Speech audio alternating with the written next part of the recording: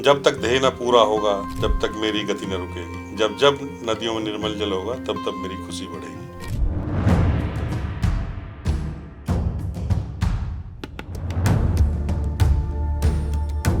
आप किस तरह से इस नदी के काम पर, तालाब के काम पर अपने आप को यहाँ पर मोड़ कर ले आए? 10th 11th में मैं सोचता रहता था कि नौकरी नहीं करनी, ऐसा कुछ काम करना जो देश के हित में हो, समाज के हित में हो। ये नहीं पता था करना क्या है। भारतीय नदी परिषद चलाने वाले रिवरमैन ऑफ इंडिया की उपाधि से सम्मानित रमनकांत जी ने भारत से लेकर विदेशों तक भ्रमण किया और सम्मानित किए गए। वो कभी ऐसी ताकत मिले तो क्या करना चाहिए समाज के लिए, देश के लिए, पर्यावरण के लिए? और पोल्यूशन कंट्रोल बोर्ड को अगर आज मुझे ताकत दे तो मैं इसको खत्म कर दूँ।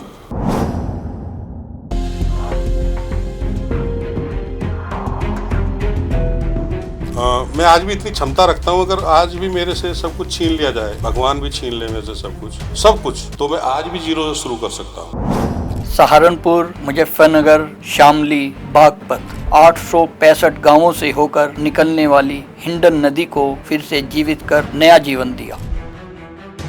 हमारे इस पॉडकास्ट में रमन जी ने युवाओं को पर्यावरण के लिए जागरूक रहने का संदेश दिया। हमने बाई चॉइस इस काम को चुना है, हमने उन मिनिस्टर के लिए वो काम नहीं चुना, तो हम अपना काम अपने इच्छा से करेंगे। हमने उस काम को चुना है, तो वो आज मिनिस्टर हैं, कल नहीं रहेंगे। जहाँ पानी बहता है वहीं जिंदगी मुस्कुराती है। हम बात कर रहे हैं उस पानी की जिससे पूरा जनजीवन चलता है। नमस्कार, मैं हूं परवीन चौहान और आज हम बात करेंगे उन नदियों की, उन तालाबों की, उस पर्यावरण की जो सबको जीवन देती हैं, चाहे वो पशु हो, पक्षी हो, कोई भी जनजीवन से जुड़ा हुआ व्यक्ति हो। हमारे साथ हैं नीर फाउंडेशन के रमन त्यागी जी, जिन्होंने धरातल पर उतर कर नदियों पर काम किया है, पर्यावरण पर काम किया है और उन ज़मीनों को छुड़वाया है जो अक्सर लोग गांवों में, शहरों में कब्जा कर बैठ जाते हैं। हमारे साथ हैं रमन त्यागी जी, आपका बहुत बहुत स्वागत है। नमस्कार।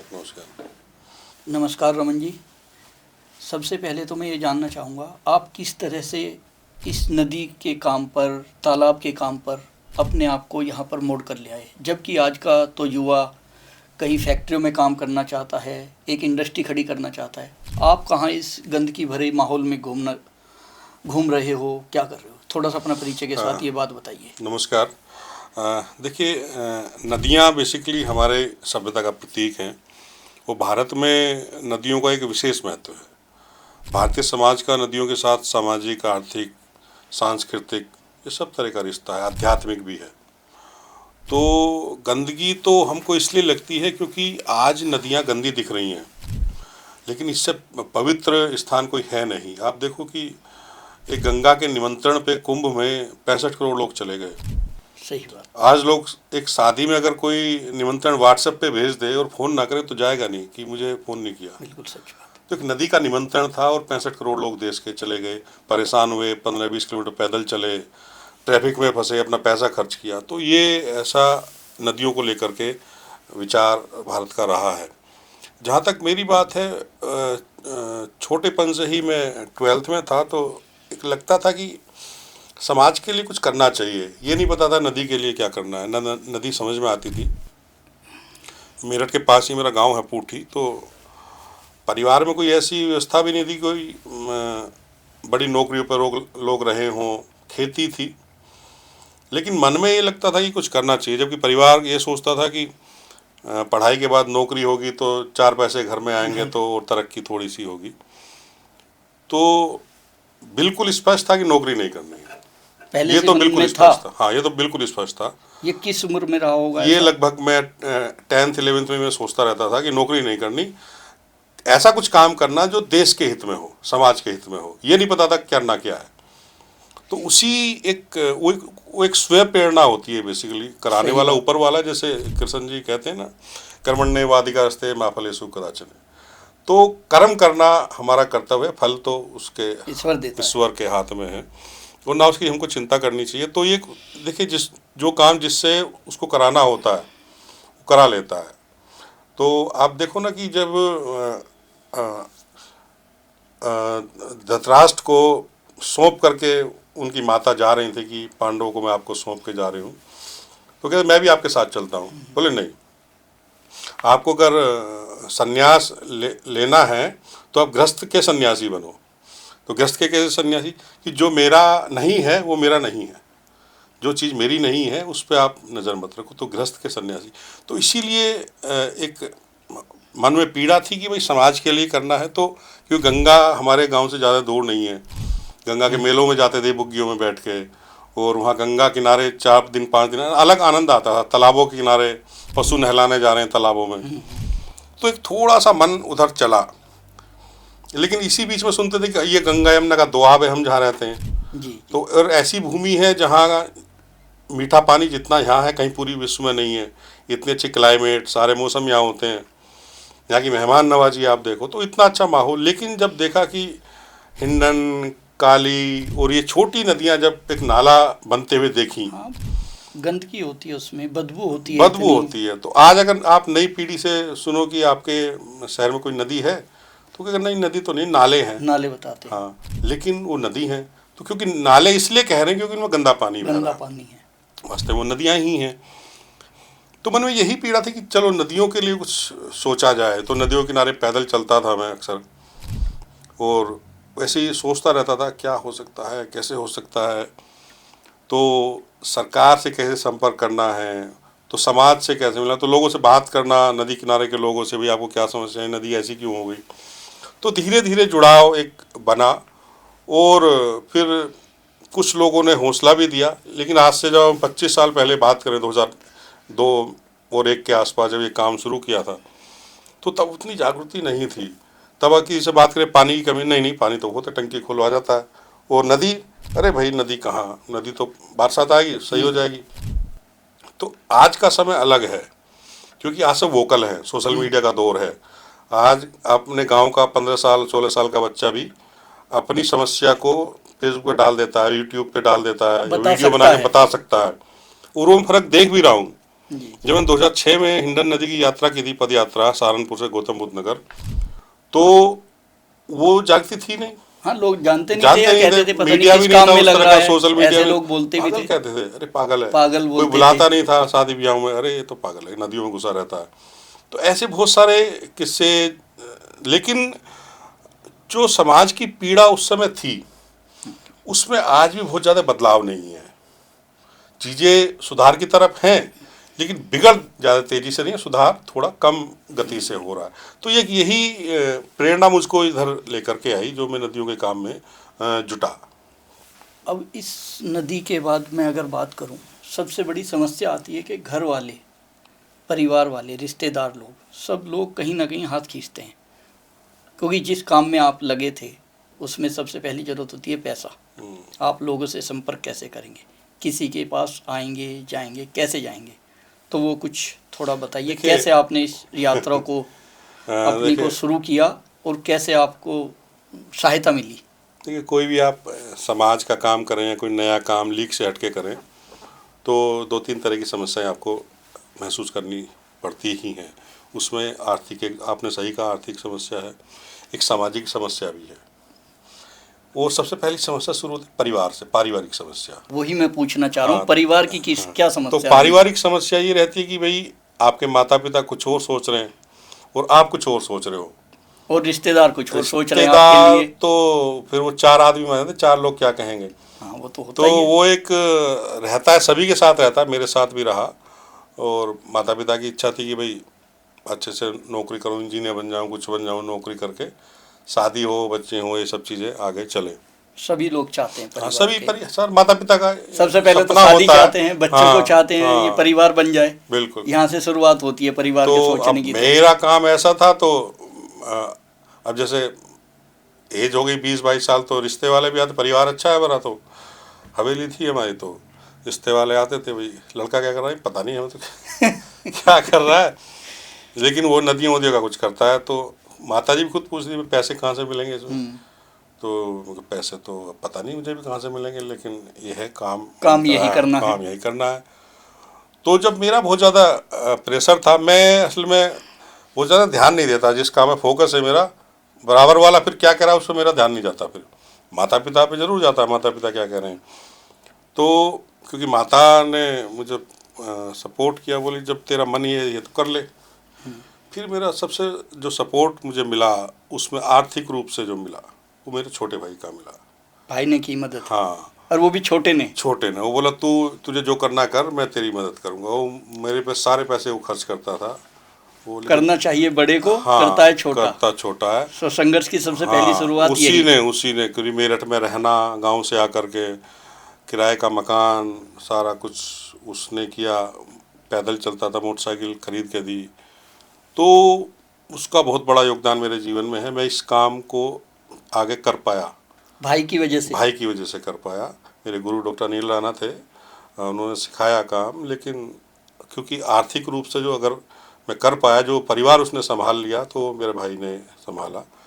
हाँ, आपको चिंता खत्म हो गई हाँ, परिवार की चिंता एक तरह खत्म से। हो गई। तो लेकिन दुखद ये रहा कि 2019 में वो भी ऐसे में चला गया। अच्छा, हाँ, तो बस उसके बाद थोड़ा सा मैं और टूट गए होंगे टूट थोड़ा गया। तो। हाँ, थोड़ा रहता है कि भाई परिवार को परिवार संभालना के है। संभालना, और वो तो चलो भगवान जैसा चाहता है वो करता है। लेकिन एक जब साथी चला जाए ना, और चाहे वो भी भाई के जो रूप में हो या ऐसे हो, तो बड़ा दुखद होता है। और जो आदमी आपको, जो साथी संभाल आपको, जो रहा भाई हो। आपको संभाल रहा हो, भाई मैं आपको कराना चाहता हूँ करिए, तो वो एक समस्या रहती है समाज में। लेकिन फिर भी मैं उसी बात को दोबारा दोहरा रहा हूँ कि जो कर्म है, मैं आज भी इतनी क्षमता रखता हूँ, अगर आज भी मेरे से सब कुछ छीन लिया जाए, भगवान भी छीन ले मेरे से सब कुछ, सब कुछ, तो मैं आज भी जीरो से शुरू कर सकता हूँ। इतना जुझारूपन है इतना आपके अंदर। जुझारूपन आज भी, 25 साल बाद भी, क्योंकि एक मन में एक इच्छा है कि यही करके जीवन से जाना है, इसी काम को करते हुए। सोचना भी बंद कर दिया किसी और काम के लिए। ना मैं सोचता नहीं, मैं नहीं सोचता कौन क्या कह रहा है। अक्सर ऐसा होता था कि शादी ब्याह में कि भाई ये क्या कर रहा, पूछते तो आदमी को शर्म लगती है ना, भाई क्या बताऊं, क्या बताएं, हैं। सबसे पहले तो यही है। तो अब ठीक है, उसको फिर सहने की भी आदत पड़ गई। ठीक है, कुछ नहीं कहना इनसे, छोड़ो। अच्छा, हाँ हाँ कि बस सुनो इनको। हाँ, सुनो कान ये के। सोच लिया कि इन लोगों का इतना हाँ, मेंटल लेवल वाह है ही वाह, नहीं वही जो कि मैंने कोई बात इनको बताऊं। बताएंगे, थोड़ा मजाक में लेंगे या उस तरह से बातचीत करेंगे, तो वो फिर सोचना बंद कर दिया। लेकिन ये जो काम है, ये बेसिकली मैं ये मानता हूँ ये प्रभु का काम है। पानी का काम, नदी का काम, पर्यावरण का काम। देखिए, जब आदमी का जो शरीर है 5 तत्वों से बना है, 5 तत्व, 5 इंद्रियां, 5 कर्मेंद्रियां, 5 ज्ञानेंद्रियां, 3 हमारे स्वभाव। स्वभाव कैसा, एक तो अच्छा स्वभाव, आप सबसे अच्छे से मिलते हैं। एक बुरा स्वभाव, एक गाली गलौज करना है। एक स्वभाव होता मध्यम, आप समर्थ हैं लेकिन आप कुछ कर नहीं पा रहे हैं। जैसे पितामह भीष्म, द्रौपदी का चीरहरण हो रहा था तो चुप रहे सब। चुप रहे, समर्थ थे, सब चुप रहे। समर्थ थे, वो रोक सकते थे, लेकिन मैं प्रण से बना हुआ हूँ, तो एक स्वभाव हो। लेकिन फिर भी आदमी का शरीर पूरा नहीं होता है जब तक उसमें चेतना ना हो। चेतना ना जगे। चेतना क्या है? चेतना है आत्मा। जैसे जब तक, और कृष्ण जी ब्रह्म विद्या के प्रथम अध्याय में कहते हैं कि आत्मा जब तक जन्म मरण के बंधन में रहती है, जब तक वो शुद्ध ना हो जाए, वो जब शुद्ध हो जाती है तो परमात्मा बन जाती है। और वो परमात्मा कुछ और नहीं, परमात्मा प्रकृति है। जो पेड़ पौधे, नदी सब नाले, प्रकृति तालाब, का ये प्रकृति है। तो अगर सेवा करनी है तो इस प्रकृति, क्योंकि आप देखिए भोजन, पानी, हवा, रात तक आप सब इससे ले रहे हैं, लौटा क्या रहे हैं? कुछ भी नहीं। गंदगी, प्लास्टिक, पॉलीथीन कहीं फेंक दिया, कूड़ा कचरा, ये सब लौटा रहे हैं। तो ये मेरे अकेले का काम नहीं है, पूरे ये समाज का आपका काम भी है। काम है, ये दोनों जो साथी कैमरामैन हैं उनका भी काम है, सभी और का पूरे काम समाज का काम है। क्योंकि जब मैं यूज़ कर रहा हूँ तो मुझे लौटाना भी है। मैं अगर कुछ दुकान से कुछ खरीदूँ और मैं उसके पैसे ना दूँ तो छीन लेगा मेरे से। सही बात है। और प्रकृति इतना कुछ दे रही है, तो कभी सोचना चाहिए हर व्यक्ति को सोते हुए रात को कि दिन भर मैंने जो यूज किया प्रकृति को, मैंने लौटाया क्या? नहीं, छोटा सा एग्जाम्पल तो ये, आदमी को 3 दिन पानी ना मिले तो रह ही नहीं पाता, हाँ, सर्वाइव नहीं कर नहीं पाएगा। बिल्कुल। तो प्रकृति में सबसे अहम भूमिका तो पानी और वायु की ही है।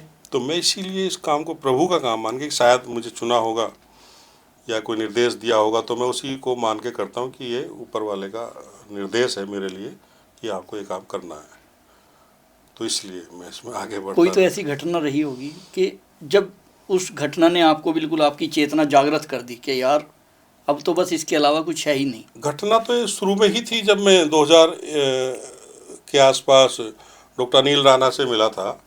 क्या घटना रही वो? तो वो ऐसा था कि जब मुझे ये था कि भाई कुछ अलग करना है, लेकिन समझ में नहीं आ रहा था क्या करना है, तो मैं मेरठ आया किसी के साथ, तो डॉक्टर अनिल राणा से मुलाकात हुई। तो मुझे लगा कि यार ये व्यक्ति है जिनके साथ मैं रह करके सीख सकता हूँ समाज का काम। अच्छा, तब वो नदियों पे काम कर रहे थे? वो पर्यावरण के विषयों पे तो सोचते थे, काम सोचते थे, करते काम थे। करते थे। एक संगठन था उनका, जनहित फाउंडेशन करके, ठीक है। मेरठ में। तो मैंने उनको कहा कि मुझे अपने साथ आप काम करने का अवसर दीजिए। बोले मैं खुद यार नौकरी छोड़ के आया हूँ, तो मेरे साथ और लग जा। तो मैं कहा नहीं जी, मुझे आपके साथ काम करना है। बोले तो कल आना मुझे पास। अच्छा। तो मैं गांव में गया अपने, तो 10 बजे का समय था कि 10 बजे आना, फूलबाग में एक दुकान पे बैठते थे वो। अच्छा जी। तो मैं 9 बजे आ गया, अब दुकान बंद। वो मैं कहा 10 बजे का समय, तो मैं सूरजकुंड पार्क चला गया, वहीं पर हमें पार्क है। हाँ। कुछ इंतजार किया, फिर वहाँ बृहस्पति देव मंदिर है, मंदिर चला गया। तो मैंने प्रार्थना की जाके कि राणा जी से हाँ करा देना कि अपने साथ काम करने का अवसर मिल जाए। ईश्वर से प्रार्थना हाँ, करके वहाँ हाँ। पहुँचे आप? तो मैं गया, तो उन्होंने कहा भी ठीक है आप रहो, लेकिन पैसा तो कुछ मिलेगा नहीं। मैं कहा जी पैसा मुझे चाहिए भी नहीं। तो समाज का हाँ, काम हाँ, है, हाँ। बिना पैसे का ही होता तो है। फिर मैं घर गया रात को, तो मैंने माता जी से कहा मैं अब ये काम करूँगा। बोली ये काम, ये क्या काम है? मैं कहा ये संस्था है और उसमें काम करते हैं समाज का, और ये काम है। बोले पैसे कौन देगा? मैं कहा पैसे तो उन्होंने मना किया अभी। कह रहे लेकिन जब स्थिति बनेगी तो साल 2 साल में वो देना कुछ शुरू करें। देंगे। हाँ। और नाराज भी हूँ, ये क्या अजीब सा काम है। तो ये तो कुछ नहीं हुआ, कौन शादी करेगा तेरी, क्या बताएंगे? तब भी माँ को शादी की हाँ, चिंता है। हाँ। मगर मुझे नहीं पता, जो होगा वो देखा जाएगा। खैर, उन्होंने जब मेरा दबाव था, जिद थी, तो उन्होंने हाँ कर दी। अब मैं फिर उनके साथ रहा लगातार और सीखा उनके साथ रह करके। उनकी एक लाइब्रेरी थी, तो क्योंकि मेरी पढ़ाई नहीं थी उस तरह की, अच्छा, तो मैं उनकी लाइब्रेरी में रात को 2-2 बजे तक पढ़ता था उन किताबों को। उन्होंने लाइब्रेरी बना रखी हाँ, थी तब? लाइब्रेरी बना रखी थी। तो दिन में फील्ड में जाता था और रात में उनकी किताबें पढ़ता था 2-2 बजे तक। एक दिल्ली की संस्था ने उनको किताबें दी हुई थी पर्यावरण की। तो सीखने की, काम करने की इच्छा वहीं से शुरू हुई। और वो दिन और आज का दिन मैं कभी पीछे मुड़ के नहीं देखा। संघर्ष तो आते हैं, उस समय मोबाइल नहीं होते थे। 2004 में शायद रिलायंस या किसी का एक मोबाइल आया था, मुझे लग रहा काफ़ी महंगा, 22-23 हज़ार मिलता था किस्तों पे। तो फिर रिचार्ज करने का झंझट था। हाँ, तब चलता था। हाँ, अब कभी पैसे नहीं है तो रिचार्ज कैसे करें, बात कैसे करें, पीसीओ से बात कर लेते थे। कभी कभी मोटरसाइकिल में तेल नहीं है, हाँ, तो नहीं जा रहे फील्ड में, तो घर धक्का पे लगा बैठे, के भी पहुँचे होंगे कई घर पे बार सो तो। गए अपने। धक्का तो कई बार लगाए। तो घर पे सो गए। और एक दो इंसिडेंट ऐसे भी हुए, बड़ा दर्द होता था भाई, कहाँ घुस गए, किस क्षेत्र में घुस गए। हाँ, पैसों से टूट जाता है हाँ, कई हाँ, बार जब आदमी। क्योंकि शादी हो गई तो परिवार, बहुत खर्चे बढ़ जाते हैं। परिवार को भी तो कुछ ना ये कुछ लगता है यार, चाहिए। ये कहाँ, मैं तो ये समय तो यार मेरा एंजॉय करने का था, तो सारी नालियों में इन नदियों में घूम रहा। तो बड़े बड़े कष्ट। एक इंसिडेंट है कि भाई कहीं गया हुआ था, तो ये शायद 2007 या 8 की बात है, 8 या 9 की। हाँ। तो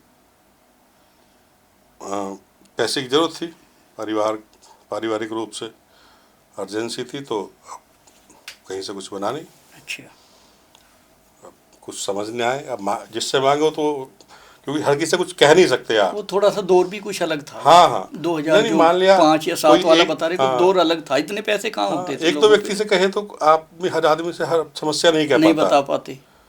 तो मैंने अपनी जो शादी की अंगूठी थी, वो मैंने सेंट्रल मार्केट एक बाजार है वहाँ, उनको मैंने बताया, तो मैंने उसको सेल कर दिया। शादी की अंगूठी सेल कर दिया आपने? हाँ, इस काम के लिए? हाँ। तो उस दिन ज़रूरत थी।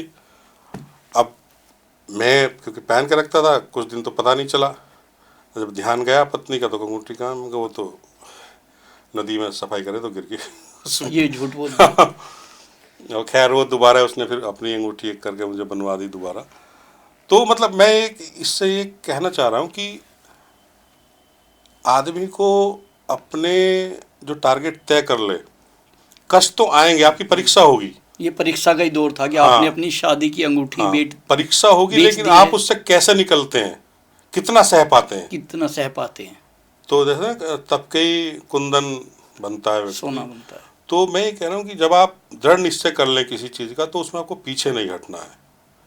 आप दर्द आएगा, कष्ट आएगा, लोग कहेंगे, तो मैं जब पीछे अब देखता हूँ कि 25 साल पुराना समय और अब, तो मेरे बहुत साथी, मेरे खुद के साथी बड़ी बड़ी कंपनियों में मैनेजर हैं, अच्छा, हाँ, जो मेरे साथ पढ़े, और जब वो मुझे कहते तू अच्छा काम कर रहा है, तो मुझे संतुष्टि होती है। कि अब मैं कम से कम सही हाँ रास्ते हाँ पर हाँ, हूँ। शुरू में तो वो भी ऐसे ही मानते पागल है, तो लेकिन हाँ, अब वो दोस्त कहते होते हैं हैं, कि मजाक हाँ हाँ उड़ाते हैं। हाँ।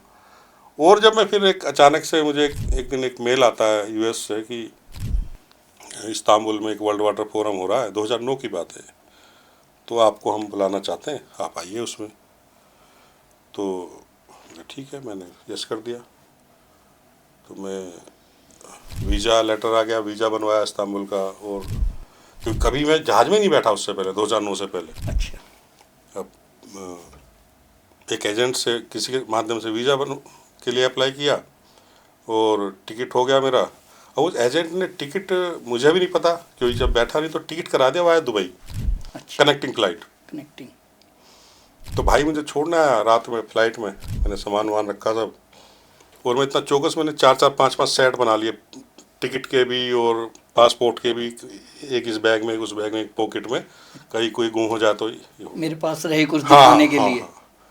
तो खैर एयरपोर्ट पर छोड़ के, मेरी रात की 2 बजे की फ़्लाइट थी, तो जैसे 11 बजे अंदर मुझे छोड़ दिया, तो वो भी गया नहीं घर, पार्किंग में गाड़ी लगा कर सो गया कि जब जहाज़ उड़ेगा 2 बजे जब तब जाऊँगा। जाऊंगा।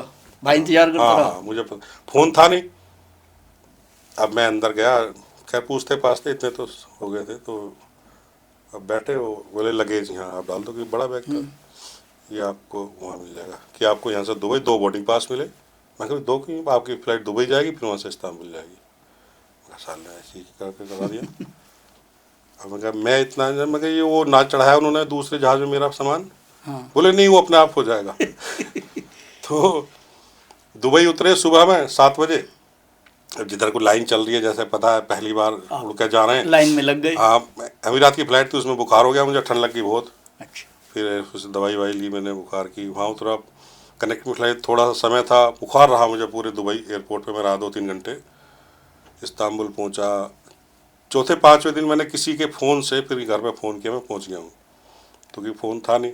अच्छा, तो मुझे फिर वहाँ ये भारत सरकार के मिनिस्टर थे डॉक्टर सैफुद्दीन सोज, उस समय जल शक्ति मंत्री थे, अच्छा। तो वो भी गए थे वो सरकार की तरफ से, तो वो मिले मुझे। मैं आपको सरकार की तरफ से भी इनविटेशन था कुछ, या ना, बस वो सरकार की मिले तरफ थे से ऐसे नहीं ही? था, वो वैसे ही मिले मुझे, वो अपनी तरफ से गए। अच्छा, फिर राजेंद्र सिंह मिले, अच्छा। ये जो जल पुरुष हैं, वो भी वहीं मिले मुझे, और भी एक दो दोस्त जानकार लोग मिले। तो जब मैं वापस आया 1 हफ्ते बाद, तो मुझे लगा कि यार ये दुनिया बिल्कुल अलग है। जब तो ऐसा लगता है शायद विदेशों में लोग ना हो, वैसे ही एक एज्यूम कर रहे हैं कि भाई हाँ विदेशों में लोग रहते हैं, ऐसे रहते हैं। तो मुझे लगा कि हम तो बहुत अभी पीछे हैं, कुएं के मेंढक की तरह मुझे लगा। तो जो काम करने वाले लोग हैं समाज में, उनको घूमना फिरना भी चाहिए, लोगों से वार्तालाप करना चाहिए, आना जाना हाँ, चाहिए, पता लगे कि क्या पता चल लगता रहा है है समाज में। समाज हाँ। में, क्या दिक्कत तो परेशानी है। एक तरफ मैं दर्द सह रहा हूँ कि क्या कह रहे हैं कि भाई क्या काम है, क्या है। एक तरफ मैं इस्तांबुल पूरी दुनिया के लोगों से मिल रहा हूँ वर्ल्ड वाटर फोरम में। तो ये समाज का काम है, जो उसकी पावर है। मैं कभी जहाज में नहीं बैठा, और उस प्रकृति ने मुझे फिर वहाँ पहुँचा वहाँ दिया। तक पहुँचाया। फिर 4-5 बार अमेरिका गया हूँ, एक जॉन एफ कैनेडी के भतीजे हैं रॉबर्ट एफ कैनेडी, उनसे भी मुलाकात हो, बहुत सारी नदियों को घूमा हूँ, Washington, buffalo, Utah, deer valley, और आपका न्यूयॉर्क, तो बहुत सारी नदियाँ वहाँ घूमी हैं। फिर मैं और कॉन्फ्रेंस में भी देशों में गया, नेपाल, थाईलैंड, फिर यूके। तो मैं ये बता रहा हूँ कि जब आप एक दिशा में चलते हैं तो आपको कठिनाई आती हैं, तो आपकी परीक्षा है वो। उस परीक्षा में हाँ, पास आप खुद ही कितना होना है, पास होता है, और वो खुद सब ही पास होना है। वो सब रहता है। तो वहाँ क्या मिला ऐसा जब आप पहुँच गए इस्तांबुल? वहाँ थोड़ी वहाँ क्या रहा ऐसा? कि किस चीज़ ने आपको अट्रैक्ट किया, क्या अच्छा था क्या बुरा था, थोड़ा उसके बारे में बताइए। वहाँ बेसिकली इस्तांबुल में वर्ल्ड वाटर फोरम था, और वो पूरी दुनिया में जो पानी पे काम करने वाले लोग हैं वो वहाँ एकत्र हुए थे। ठीक। उनके स्टॉल थे, कॉन्फ्रेंस थी अलग अलग तरह की। तो एक तो ये था कि दुनिया में और भी काम कैसे होता है, सिस्टम क्या है। बहुत सारे ऐसे लोग मिले जो मेरे साथ आज भी जुड़े हुए हैं। ठीक। ठीक है ना। एक एजेंसी है world water monitoring day, US की एजेंसी है, उनके कुछ लोग मिले मुझे। तो फिर मैंने उनके साथ काम किया वाटर टेस्टिंग पे पूरे देश में अलग अलग। तो मुझे 3 साल लगातार 10, 11, 12 में वर्ल्ड वाटर चैंपियन अवार्ड मिला यूएस का। अच्छा जी। हाँ। तो यूएस ने अवार्ड दिया आपको? हाँ, यूएस में अवार्ड मिला। अभी मुझे 2022 में मैं भी यूएस गया था, वाशिंगटन। तो वहाँ मुझको एक इसका बड़ा पुरस्कार है नदियों का, टेरी बेकर, तो वो मुझे मिला इस तब बोला 2022 होगा में। घर वालों को, देखो ये हाँ, अवार्ड हाँ। लाया हूँ मैं। और मज़े की बात ये थी कि मैं 14 जून को 8 जून को गया, 14 जून को वापस आया। वो 15 जून को पूज्य सत्संग चालक मोहन भागवत जी मेरी पुस्तक का विमोचन करने मेरठ आए थे। मतलब 14 में मैं यूएस से आया, तो 15 में पुस्तक का विमोचन था मेरी। आपकी पुस्तक थी? हाँ, हाँ। क्या नाम था आपकी पुस्तक वो का? एक मेरठ के तालाबों पे मैंने एक पुस्तक लिखी है, तो उसका विमोचन, उसका फॉरवर्ड भी उन्होंने लिखा था। तो जब ऐसी चीज़ें समाज में आती हैं, मिलती हैं, तो अच्छा लगता है। अभी मैं 2023 में किसी माध्यम से माननीय राष्ट्रपति जी के पास हम गए, और तो नदियों का काम बेसिकली अमेरिका, यूरोप या ऑस्ट्रेलिया, हम ये समझना चाह रहे थे कि उन्होंने अपनी नदियों को साफ कैसे कर लिया। कैसे किया है? तो जब अध्ययन किया तो हमको पता चला कि उन्होंने सामूहिक रूप से काम किया, सरकार ने उनको सहयोग किया, समाज ने भी उसमें हाँ। सहयोग किया। तो इसीलिए हमने भारतीय नदी परिषद का गठन किया। पहले मैं 2 साल सबके पास घूमा, जो नदियों पर काम करने वाले लोग हैं, नाना पाटेकर हुए, सी रविशंकर जी के यहाँ, लक्ष्यराज मेवाड़, या जो भी कार्यकर्ता हैं, कि भाई हम ऐसा एक सोच रहे हैं। बोले हाँ, बहुत अच्छा आइडिया, आप करिए। तो फिर भारतीय नदी परिषद बनाया। उसी दौरान माननीय राष्ट्रपति जी से मिलना हुआ, तो हमने उनको बताया कि हम ऐसे ऐसे ये प्रयास कर रहे हैं।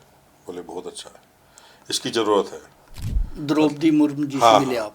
तो मुझे अभी भी उनके वर्ड्स याद हैं कि इस काम को करने के लिए आज एक दूसरे गांधी की ज़रूरत है, आप आगे बढ़िए, हम आपके साथ हैं। राष्ट्रपति जी ने माननीय बोला? राष्ट्रपति जी ने मुझे अच्छा मुझे जी। अभी ये वर्ड्स याद हैं, तो मुझे और हौसला मिला। फिर हमने उसका इनॉग्रेशन किया आकर के। माननीय गृह मंत्री जी का संदेश हमको मिला लिखित में, पूरे देश के जो नदियों पर लोग हैं, संत हैं, उनके संदेश मिले, सब आए। पूरे देश के नदियों के लोगों को हमने इकट्ठा किया दिल्ली में, और एक सम्मेलन किया। हम उसको हर साल करते हैं।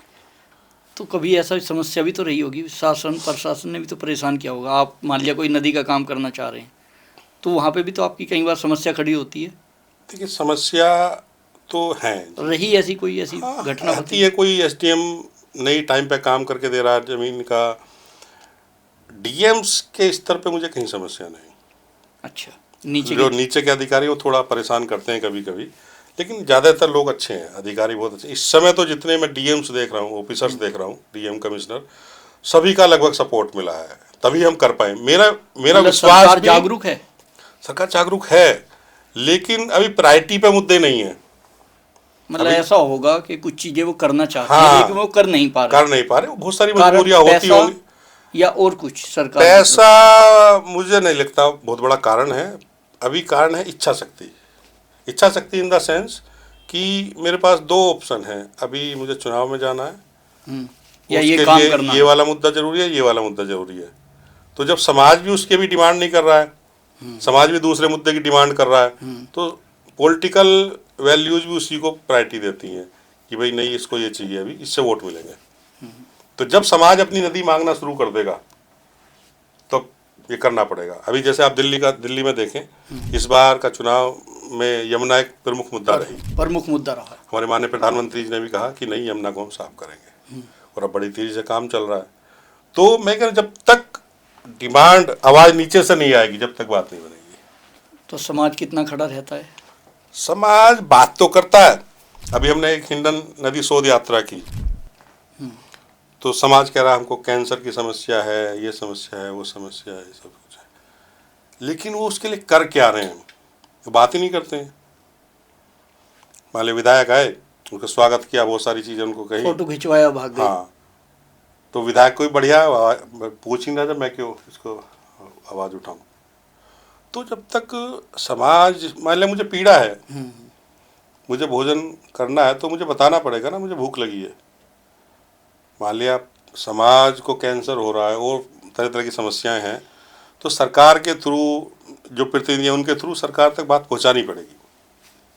वो अभी समाज नहीं करता दिख रहा है। जो आम जनमानस है, हम्म, कुछ तो लोग आते होंगे कि जी जैसे आप निकल के आए, आपने कहा कि मैं तो 10th क्लास में सोच लिया था कि मुझे यही करना है। ऐसे कोई युवा, कुछ और सामाजिक लोग मिले कि जिसमें इतना जुझारूपन हो आप जितना, ऐसा कोई आदमी ऐसे मिला? अब निकल के आ रहे हैं बच्चे बहुत, अब इस समय बहुत लोग हैं। पुराने हमारे लोग साथ नहीं है वॉलेंटियर शायद। भी जुड़ जाते हैं, कुछ नहीं, पुराने लोग भी मैं हैं। पूछ रहा हूँ जो लगभग 50 साल से ऊपर के लोग होंगे, हम्म। वो कम होंगे, युवा ज़्यादा है, क्या है इसका बैलेंस? इसमें बेसिकली जो नए युवा हैं, जो समझ रहे हैं अब समस्या को, वो बहुत निकल के आ रहे हैं। पुराने लोगों का ज्ञान बहुत है, उन्होंने एक्शन नहीं लिया, ठीक है ना। लेकिन अब यूथ एक्शन ले रहा है, अपनी बात को अगर वीडियो बना के कह दे रहा है, तो कम से कम उसकी कहीं ना कहीं वीडियो उसका reaction वायरल हो होगा। रही है, रिएक्शन हो रहा है, 10 लोग उसको सपोर्ट कर रहे हैं, सपोर्ट करते हैं। है ना। तो सोशल मीडिया की सोशल ताकत कहीं ना मीडिया कहीं की दिखता ताकत, है बहुत बड़ी ताकत है सोशल मीडिया की। कि और कुछ नहीं तो कम से कम हाँ, अपनी बात तो अपनी रखो। अपनी बात कह पा रहे हो, और उसको कहीं ना कहीं समाधान भी करा ले जा रहे हैं, है ना। अपनी कोई सड़क की समस्या उठा रहा है, कोई नदी के तालाब की समस्या उठा रहा है, तो उनके समाधान होते हैं। सबके ना होते हों, लेकिन 50%, 60% कुछ तो होते हैं। अच्छा, ये वाली बात और मैं पूछना चाह रहा हूँ, जैसे तालाब हैं और नदी के किनारे लोगों ने सरकारी ज़मीन, तालाब, कई जगह तो तालाब ही ख़त्म हो गए, तो इस पे कभी कोई समस्या आई हो, जैसे लोग कब्जा कर लेते हैं, तो उस पे क्या रहा कभी ऐसा देखिए, कोई? ये भी एक सामाजिक समस्या, मैं इसको मान के चलता हूँ। सामाजिक समस्या इन द सेंस कि जब से हमारा जुड़ाव एक ढोंग के तौर पर रह गया है इन चीज़ों के प्रति। आप देखो, जब परिवार में शादी होती है, तो एक प्रथा है कि शादी से 4-5 दिन पहले कुछ महिलाएं टोकरी और गैती फावड़ा लेके तालाब के पास जाती हैं, गीत गाते हुए। वो तालाब से मिट्टी निकाल के लाती हैं। तो वो एक चलन है कि हमें अपने जो रिसोर्सेस हैं उनको रिवाइव करके रखना है। कुआं पूजन, जब घर में कुआं पूजन, कोई नया बालक पैदा होता है, तो कुआं पूजन एक प्रथा है। तो कुएं तक जाना कुएं का सम्मान है, नदी का ठीक है ना? सम्मान, नदी तालाब का का सम्मान, सम्मान। तालाब का सम्मान। तो ये एक ढोंग के तौर पर है। जैसे कभी मैं बताऊं आपको, मान लिया हमने कोई हवन कराया घर में, और पंडित जी ने कह दिया भाई ये जो हवन की राख है, मूर्ति है, सब चीज़ें आपको बहते हुए जल में डाल के आनी है। तो उस व्यक्ति की मजबूरी हो गई कि वो बहता हुआ जल नदी में ढूंढे, जाएगा, बहता हुआ जल ढूंढेगा, उसमें नहर ढूंढे, डालेगा। नदी ढूंढे, कहीं ढूंढे, वो डाल के आता है, जो पन्नी भी डाल देता है, मैं तो मुक्त हो गया। उसका अपना सेंस खत्म हो गया कि पंडित जी ने कहा है कि मुझे वहीं डाल के आना, तभी मेरी मुक्ति होगी। लेकिन अगर बदलाव वहाँ से भी शुरू हो जाए, अगर पंडित जी ये कह दें कि राख तो आप खेत में दबा दो, मिट्टी में मिला दो, अपनी क्यारी में मिला दो, और उसमें नहीं डालना है लेकिन नदी या तालाब में, तो एक बड़ा बदलाव शुरू हो सकता है। लेकिन अब इस पे मुझे कुछ बात ध्यान आई। एक बार मैं बिजनौर जा रहा था, रास्ते में जो नदी है वहाँ पे मैं रुका, तो जो वहाँ चाय वाले हैं, फेरी वाले हैं, मैं उनके पास रुक के चाय पी रहा था, तो किसी ने उसमें ऐसे ही कोई सामग्री रही होगी हवन की, उसमें डालने की कोशिश की, तो लगभग 20 आदमी जो चाय वाले थे, ठेले वाले, उन्होंने उसे भाग के रोका। ये मुझे लगा एक नई जागरूकता थी। देखिए, क्योंकि ये जागरूकता कहीं तो ना है। कहीं, या तो उनका ये कहना था, मैंने एज ए पत्रकार भी सोचा, उनका ये कहना था सरकार साफ कर रही है, आप गंदा कर रहे हो। वे कम से कम 20 आदमी उसके पास गए जो ठेले वाले हैं। तो ये मुझे लगता है एक बहुत बड़ा ये भी बदलाव है। देखिए, अभी जो यूथ है, स्कूल के बच्चे हैं, आप ये घर में छोटे बच्चे हैं, वो आपको टोक देंगे, जो ऐसा तो मत करो। बच्चों में जो चेतना आ गई है ना, ये स्कूलों से शुरू ये बड़ी होगी। चीज़ है, ये बड़ा महत्वपूर्ण है। और नदियों वाली बात भी अगर बच्चे समझ जाएंगे, जो बीज उनके दिमाग में रोप दिया जाएगा, तो ये सफल हो जाएगा।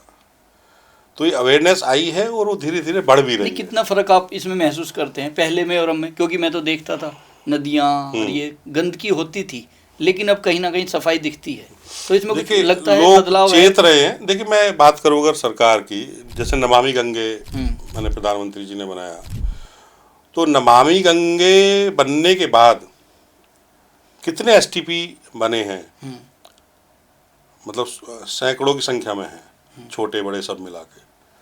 अब उनका ना चलना ठीक से वो एक समस्या है।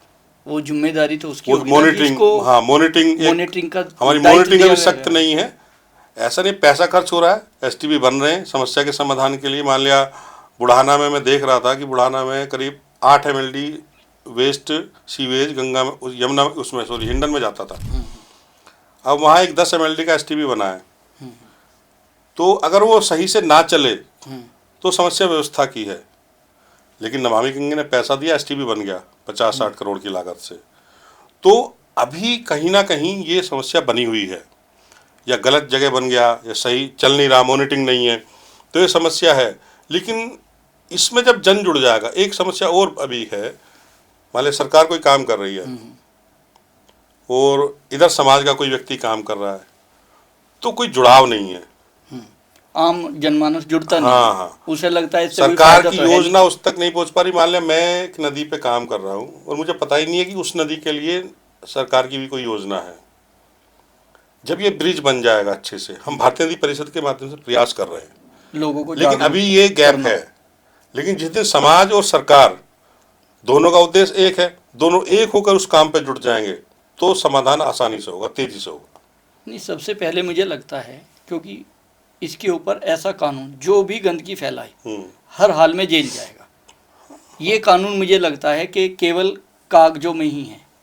लेकिन अभी किसी को, मुझे नहीं लगा कोई अभी तक ऐसी सजा हुई हो, किसी ने कूड़ा डाला हो उसे सजा हुई हो। जैसे मैंने अभी कहा, मॉनिटरिंग, ऐसा नहीं है कि जेल जाने का प्रावधान नहीं है। पोल्यूशन कंट्रोल बोर्ड है, हाँ, उसकी जिम्मेदारी यही है कि जो भी पोल्यूशन करे उसको सख्ताई से उससे निपटा जाए। हाँ, या उससे हर्जाना दिया जाए। लेकिन कहाँ गैप है? एक तो भ्रष्टाचार आ जाता है बीच में, एक मॉनिटरिंग नहीं हो पाती है, दूसरा एक सबसे बड़ी समस्या देश में है, हम ईमानदार होने का ढोंग तो करते हैं, ईमानदार है नहीं। ईमानदार है नहीं। हम यूरोप जाएंगे, अमेरिका के देशों में उनमें घूमने जाएंगे, देखेंगे यहाँ इतना बढ़िया साफ स्वच्छ है जी, उनकी यहाँ के तारीफ करेंगे, लेकिन उनके लोगों की वैल्यूज़ क्या हैं उसको नहीं अपनाएंगे कभी, कि वो अगर अपना कचरा भी है तो उसको भी जेब में रख के घूमेगा। सही बात है। तो एक ईमानदारी अपने स्व प्रेरणा से भी आपको आनी चाहिए। भाई इंडस्ट्री है, इंडस्ट्री शुभ लाभ, जो शुभ से कमाया हुआ लाभ है वही मेरे लिए शुभ है। लेकिन इंडस्ट्री ही अगर पोल्यूशन करती है तो उसका जो मालिक है वो तो करोड़पति अरबपति है। तो जब वो एक ईमानदारी नहीं बरत रहा है तो समस्या बनी रहेगी। एक कानून अपनी तरह काम करेगा, कितनी बार जेल भेजेगा? उद्योग जरूरी है, उद्योग ऐसे उद्योग बंद कर दीजिए आप। 50 बार गलती हाँ, करेगा 100 बार जेल हाँ, भेजेगा, वही ना। 50 की जगह 100 बार तो जेल भेजेगा। उद्योग बंद करना समाधान नहीं है, लेकिन ईमानदारी और कानून। लेकिन मुझे लगता है कि लोग डरते हैं। हाँ, डरेंगे तो बिल्कुल, करेंगे ना। बिल्कुल। भेजो आप जेल, क्यों नहीं दिल्ली में भेजते आप हो? देखिए, जब यूपी से, अभी तो हालांकि यूपी में ही बेल्ट लागू है, लेकिन जब दिल्ली यूपी के गेट से हरियाणा से एंटर करता है व्यक्ति दिल्ली में, बेल्ट लगा लेता है। सीट बेल्ट लगा लेता है। पता ऑनलाइन चलाना और जाएगा, वो कोई रोकेगा नहीं, रोकेगा ही नहीं। ऑनलाइन चलाना जाएगा। लेकिन तो ये कानून का जो आप कह रहे हैं वो डर बहुत जरूरी है, होना चाहिए। होना भाई चाहिए। आप ये बताओ, उस चीज को खत्म कर रहे हो, प्रकृति को, जो हर आदमी की जरूरत है। देखिए, दोनों चीजों से बात बनेगी, स्व प्रेरणा और कानून का डर, दोनों। देखिए, मैं एक बार, कानून का डर तो 100% होना ही चाहिए, क्योंकि प्रेरणा आदमी कब लेता है? जब उसे डर दिखता है। ऐसे कितने हम लोग गए, प्रेरणा लेते हैं? देखिए वाशिंगटन में एक पोटोमैक नदी है, व्हाइट हाउस के पास से वो बहती है, तो उसको देखने के लिए गए। तो हमने पूछा कि भाई ये आपने कितने ऐसे कैसे कर लिया? बोले आपकी कभी हिंडन जैसी पॉल्यूटेड थी। अच्छा। तो हमने पूछा आपने कैसे किया? बोले हमारी सरकार ने बहुत सख्त नीतियाँ बनाई, और जितनी सख्त नीतियाँ थी उतनी ही सख्ताई से लागू किया और समाज ने सहयोग किया। आज उसमें हाथ में नहीं धो सकते हैं। हम यहाँ जितना भी गंदगी है वो सब नदियों में डालते हैं, जबकि उनका जुड़ाव नदियों के साथ नहीं है। वो नदियों को माँ नहीं कहते, माँ नहीं कहते, हम कहते हैं। हाँ। हम नदियाँ, पृथ्वी, गाय, जिसको माँ कह रहे हैं उसी का सत्यानाश कर रहे हैं, ये ना। तो और देखिए, हम गंगा में नहाने का चलन है, तो हमने उसको पर्यटन बना दिया है। गंगा में नहाने का नियम बताया हमारे ग्रंथों में। नियम क्या है? आप गंगा में नहाना, स्नान करना, पर पे आप घर से नहा के जाइए, पहले तब निवृत्त स्नान हुए, कीजिए। नहाए, गंगा में गए, केवल आप डुबकी लगाएंगे, ना मलेंगे शरीर भी को नहीं, मलेंगे नहीं, कुछ नहीं करेंगे। तो जो आपके इलेक्ट्रॉन है, जो आपको एनर्जी है, वो आपको मिल गई वहाँ से, और ऐसे ही बाहर निकल के आ जाएंगे। और नहाने के बाद आप गंगा किनारे रात नहीं बिताएंगे, रात बिताने का भी नहीं ना, है। वहाँ से आपको चले आना है। जब आप रात बिताएंगे तो गंदगी होगी, अच्छा। आप सोच भी जाएंगे, आप दुनिया भर की गंदगी खाएंगे पिएंगे। तो इसलिए आप जो नवंबर अक्टूबर में मेला आता है गंगा का, गढ़गंगा में, कार्तिक पूर्णिमा, जब लास्ट के दिन स्नान कर लेते हैं व्यक्ति, कोई डेरा रुकता नहीं है वहाँ, सब चले आते हैं। सब चले आते हैं। वो वही नियम है। अभी क्या है, आप ऋषिकेश गए, वहीं अच्छा गंगा व्यू वाले रूम में रुके हुए जी। तो एक आस्था को हमने ना एक पर्यटन ढोंग का- सा एक कर दिया है, पर्यटन का केंद्र बना दिया है, जबकि गंगा कोई पर्यटन के लिए नहीं हो है। ही नहीं सकता। हाँ, गंगा तो आपको अध्यात्म, आपको शांति चाहिए, चेतना हाँ, जागृत चेतना करना। जागृत करने। ऋषिकेश क्या था, वो वही तो थे, तपते थे लोग वहाँ। तो वे शंकराचार्य जिन्हें मुख्य भूमिका उनकी पूरी यही तो ये थी, चेंज निभाने एक की, समाज में कि लोगों को इसको जागृत दिख रहा करना है। था। इसलिए नदियों का भी एक है। और मैं तो ये भी कहूँगा कि जितने हमारे हरिद्वार ऋषिकेश में आश्रम हैं संतों के, महंतों के, उनको भी खुद से प्रेरणा लेनी चाहिए भी। आपका सीवेज कहाँ जाता है? सबसे मेन चीज तो यही है। हैं? मेरा अगला सवाल आपसे यही तो था। जिनको होटल बने हुए हैं। तो जिनको हम, जिनकी कथाओं में हजारों लाखों लोग आते हैं, वो खुद क्या कर रहे हैं? कहीं वो तो कारण नहीं है गंगा? नहीं, सरकार इसमें कुछ कर रही है। जैसे अब आप हरिद्वार, हर की पैड़ी के आसपास जाइए, क्या अलग से कोई सिस्टम बनाया हुआ है सीवरेज का, या क्या रहता है? आपने कभी इस पे सीवेज कुछ लाइन वहाँ है, चिंतन किया है? सीवेज लाइन वहाँ है, लेकिन जब हम कभी जाते हैं तो अभी भी मैं देखता हूँ कि इतने सारे झुग्गी झोपड़ी हैं, तो वहाँ सब जो शौचालय, जो टॉयलेट, शौच वगैरह के लिए, वो सब लोग गंगा किनारे जाते हैं, जहाँ हम नहा रहे हैं। नहा रहे हैं और गंगा माँ हाँ, जिसे पूज रहे हैं। बिल्कुल। और वहाँ मैंने एक वीडियो भी बनाया था। वहाँ के पत्थर पे ना आपको काई जमी मिलेगी और स्मेल आती है, तो इसका मतलब कहीं ना कहीं से सीवेज उसमें एंटर हो रहा है। अच्छा। उसकी मॉनिटरिंग की बहुत सख्त जरूरत है। जो मॉनिटरिंग मैंने कहा ना, जो एसटीपी बने हुए चल नहीं रहे, वो एक बड़ी समस्या है। लेकिन जन भागीदारी वाला जो विषय है, देखिए, मान लिया एक सरकार ने एसटीपी बना दिया इस जगह, वहाँ आसपास का जो समाज है वो भी अगर मॉनिटरिंग कर ले, हाँ, इतनी एक वीडियो जागरूकता बना के बहुत डाल होती है। दे। मैंने आपको बताया एग्जाम्पल, वे 20 लोग उसे कूड़ा डालने से रोका, हाँ, तो कम से कम वो जागरूक हुआ। तो ऐसे तो कम से कम तो जागरूकता इस की मामले जरूरत में है। मुझे जो वर्तमान भारत सरकार में जल शक्ति मंत्री हैं CR पाटिल साहब, उनका एक कंसेप्ट क्लियर है, मुझे बहुत अच्छा लगता है। बाकी तो देखिए वो क्या कर रहे हैं वो मुझे नहीं पता, लेकिन जो जन भागीदारी वाला कंसेप्ट है, जन भागीदारी की, वो समाज को जोड़ के जो जल संरक्षण का काम कर रहे हैं, वो एक बड़ा महत्वपूर्ण काम है। हाँ, उन्होंने समाज दिखाया है को कि कैसे जागरूक समाज को जोड़ करके जल संरक्षण के काम को आगे बढ़ाया जा सकता है, और वही एक रास्ता है। सरकार तो अपने इस तरह से काम करती है, वो सरकार में मंत्री भी हैं, लेकिन वो फिर भी समाज को जोड़ करके काम कर रहे हैं। क्योंकि समाज जब जाग जाता है तो बड़ी तो ये एक बड़ी उनकी लड़ाई लड़ी जा सकती है। बहुत अच्छी उनका एक प्रेरणा है, उनका एक ये स्टेप है। भाई, आपको एक फ्री में काम करने वाले ऐसे लोग मिल गए जिनके अंदर से इच्छा शक्ति है कि देखिए, मैं आपको बताऊं, आप जैसे, मैं हूं एक व्यक्ति के तौर पे, स्व प्रेरणा से मैंने एक काम शुरू किया। मेरे जैसे पागल लोग बहुत हैं देश में। आप ढूंढने निकलोगे तो कई सौ मिल जाएंगे, आप उनको छांट लीजिए, ठीक है? उनको भी अगर आप चैनलाइज कर लें, तो मैं वो जो बता रहा हूँ ना, गैप है अभी, गैप है। तो सरकार और समाज के अंदर भी गैप है, उसको भरने की जरूरत है इस काम के लिए। चलिए, और दूसरा थोड़ा ये बताइए, अभी तक लगभग कितनी नदियां आपने साफ की होंगी, कितने तालाब, या क्या थोड़ा सा इसका कोई आंकड़ा बताइए? देखिए, क्या अभी रहा हम होगा? जो 2-3 तरह के काम कहाँ तक नदियों पे किया कर रहे है? हैं। एक तो हम शोध करते हैं अब नदियों पे, रिसर्च करना। एक पॉलिसी में हम जा रहे हैं, सरकार को क्या हम सपोर्ट कर सकते हैं। एक हम ग्राउंड वर्क कर रहे हैं। ग्राउंड वर्क में जैसे काली नदी का काम किया, नीम नदी का काम किया। नीम नदी के काम को माननीय प्रधानमंत्री जी ने भी मन की बात में शामिल किया। रिसर्च में जैसे काली नदी की, हिन्नन की, इनके उद्गम खोजना, उनको टेक्निकल रिसर्च करके सरकार को देना, नमामि गंगे की योजना में शामिल करना, क्योंकि पहले गंगा के अलावा कोई छोटी नदी शामिल नहीं थी। और तीसरा पॉलिसी वाला काम। पॉलिसी में भी है कि जैसे हमने उत्तर प्रदेश सरकार का जो नदी नीति का ड्राफ्ट बना के उत्तर प्रदेश सरकार को दिया है। और इसके अलावा जो डिस्ट्रिक्ट मजिस्ट्रेट्स हैं, क्योंकि अब पता ना अच्छे ऑफिसर हैं, तो करीब करीब हम 44-45 जिलों के प्लान बना करके नदियों के उनको दे रहे हैं, लगातार उनको सपोर्ट करें टेक्निकली कैसे नदी जीवित होगी। और जो भारतीय नदी परिषद के माध्यम से हम जो नदियों पे जो काम करने वाले लोग हैं उनको सपोर्ट कर रहे हैं। एक हम पुरानी नदियों को खोज रहे हैं, जैसे बागपत में आप सुनेंगे कृष्णी, हिंडन और यमुना, लेकिन वहाँ 2 नदी और हैं, बाणगंगा और लूम। तो इसी तरह जो ब्रिटिश गजेटर में छोटी नदियाँ हैं या जो भी नदियाँ हैं, उनका हम एक प्रयास करें पूरे देश की नदियों का एक एटलस बने।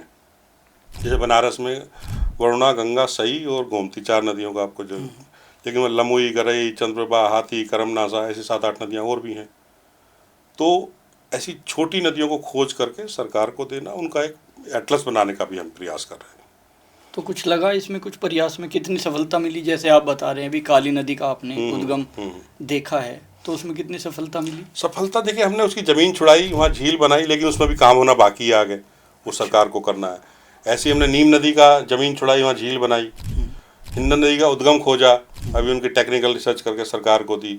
एक ऊना में एक नदी है कन्हन, वहाँ एक यहाँ बुलंदशहर में करवन नदी है, उसको हमने बताया प्रशासन को।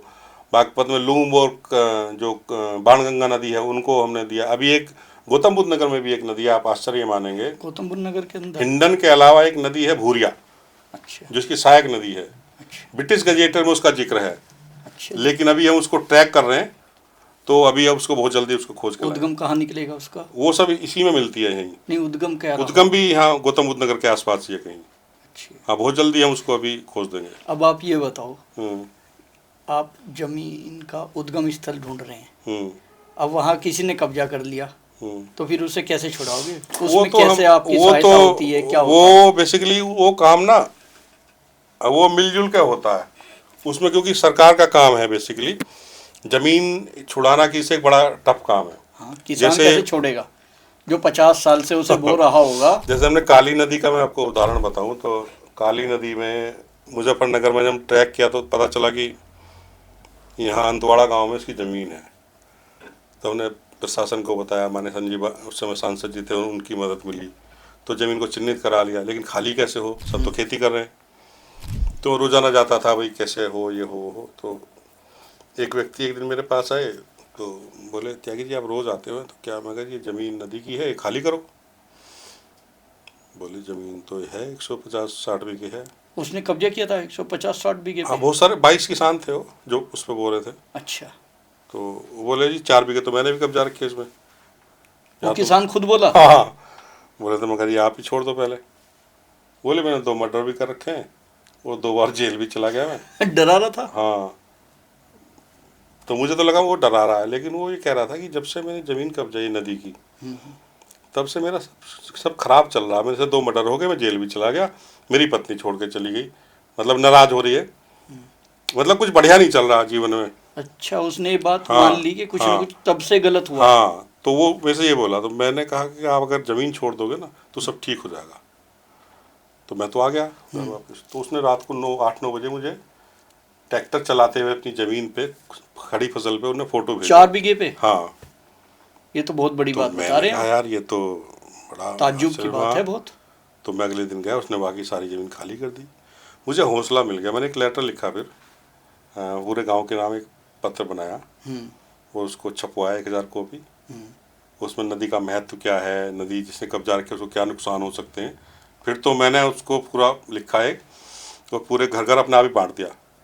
उस पूरे गांव में? कौन सा गांव था? अंतवाड़ा गांव है मुजफ्फरनगर में। अच्छा, तो कुछ लोग आते थे मेरे पास, हाँ जी हमें भी दिक्कत हो रही है, कोई आ रहा जी मैं तो ये परेशानी हो रही है। मगर ये जिसने ज़मीन कब्जा रखे है, देख लो किसी घर में खुशहाली मिलने की नहीं। अच्छा। तो ये तो आप अच्छी बात बता रहे हैं। हाँ, तो वो 6 महीने लगे, लेकिन ना कोई मुकदमा ना कोई कुछ, सबने सारी ज़मीन छोड़ दी। अपनी इच्छा से छोड़ हाँ, दी। सबने ज़मीन छोड़ दी। किसान से तो कहना डोले के ऊपर और वो, वहाँ मारकाट करता है। समाज के स्तर से झील बनी, वहाँ नदी उत्सव मनाया गया। डॉक्टर संजीव बालियान वहाँ खुद गए, विधायक गए वहाँ, सब गांव इकट्ठा हुआ, पूरा पानी आया झील में। लेकिन अभी उसमें काम होना बाकी है, वो पूरी तरह भी मतलब डेवलप नहीं हुआ है, लेकिन वो ज़मीन हमने उस समय खाली करा ली थी। इसी तरह हमने नीम नदी का भी कराया, वो 150 बीघे ज़मीन थी, वो भी खाली कराई। तो जो आप कह रहे हैं कठिनाई तो आती है। मान लिया एसडीएम को चिन्हित करना है, और पैसा कहाँ से आएगा, समाज कैसे जुड़ेगा, ये सारी चीज़ें तो रहती हैं, लेकिन फिर भी जब आप लगे रहते तो काम हो जाता है। अच्छा, क्या लगा आपको इस काम से करने से? मुझे तो बहुत पर्यावरण पे शांति। क्या असर लगा, क्या देखिए, महसूस हो रहा है? वहाँ जैसे ही बरसात ही 10 फीट पानी आ गया, ठीक, उस काम के लिए एक राष्ट्रीय हिंदी दैनिक को राष्ट्रीय जल पुरस्कार मिला, उसने उसकी कवरेज की थी। अच्छा, मुझे राष्ट्रीय जल पुरस्कार मिला पर्सनल लेवल पे। मुजफ्फरनगर डिस्ट्रिक्ट को राष्ट्रीय जल पुरस्कार मिला, 3 पुरस्कार उस काम के लिए मिले। किसने सम्मानित किया? भारत सरकार ने। अच्छा, उस गांव को स्टार विलेज घोषित किया गया। उस गांव को सांसद जी ने अपना आदर्श गांव चिन्हित किया। तो जब काम होता है ना, और वहाँ फिर ऑफिसर अच्छे थे, जिलाधिकारी, सीडीओ ने फिर आगे भी काम शुरू किया उसमें, इस तरह नीम में हुआ। मैं कह रहा हूँ, अभी आप देख रहे हैं जैसे एक उधर का एक नदी है जिसको अभी इसी बार की मन की बात में शामिल किया गया था। तो रविंद्र कुमार जी जिलाधिकारी हैं, उन्होंने ठान लिया, वो कर दी। अच्छा, संभल में एक काम हुआ। तो ऐसे जो अलग अलग समाज के स्तर पे, प्रशासन के स्तर पे जो काम हो रहे हैं, वो बड़े अच्छे काम हो रहे कुल मिला के अधिकारी की चेतना जागृत हाँ, होना सबसे पहले जरूरी हैं। सबसे है। पहले आपको देखिए उसका मदद चाहिए। जमीन का मैटर आप नहीं कर सकते, पैसे का मैटर है करिए। आप नहीं कर सकते।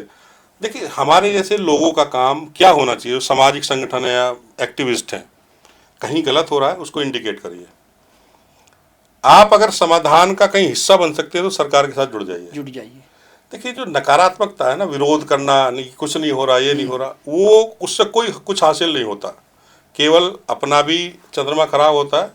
आप अगर समाधान का हिस्सा बन जाएंगे, समस्या तो सबको पता है, सही बात है, आप कहीं समाधान ना कहीं बताइए। समाधान का हिस्सा बनिए, तो आप डेवलपमेंट में सहयोग कर रहे हैं। तो ये मेरा तो रहता है। इसीलिए मैं जहाँ भी सरकार चाहती है, प्रशासन चाहता है, मैं उनके साथ जुड़ता हूँ, इसीलिए हम उनके साथ काम करते हैं। मैं दूसरी बात एक समझना चाह रहा हूँ, जैसे सहारनपुर है, मुजफ्फरनगर, शामली, बागपत, आपका मेरठ तक की अगर बात करूँ, यहाँ इतनी फैक्ट्रियाँ हैं और यहाँ इतना कूड़ा भी है, और कैंसर जैसी बीमारी वहाँ पनपती है। तो सरकार क्या करती है? अब सैनी गांव में बताते हैं फैक्ट्री है, वहाँ पूरा का पूरा गांव कैंसर से पीड़ित है। तो उस पर कभी कुछ आपने विचार किया? सरकार ने, अधिकारियों ये ना ने? हम लगातार उठाते हैं, वो एक बड़े पीड़ा का विषय है। किसी एक परिवार में कैंसर हो जाए, उससे बड़ा दुखद कुछ नहीं होता है। और हमने हिंडन किनारे ऐसे भी परिवार देखे, 2-2, 3-3 लोग कैंसर के पेशेंट हैं।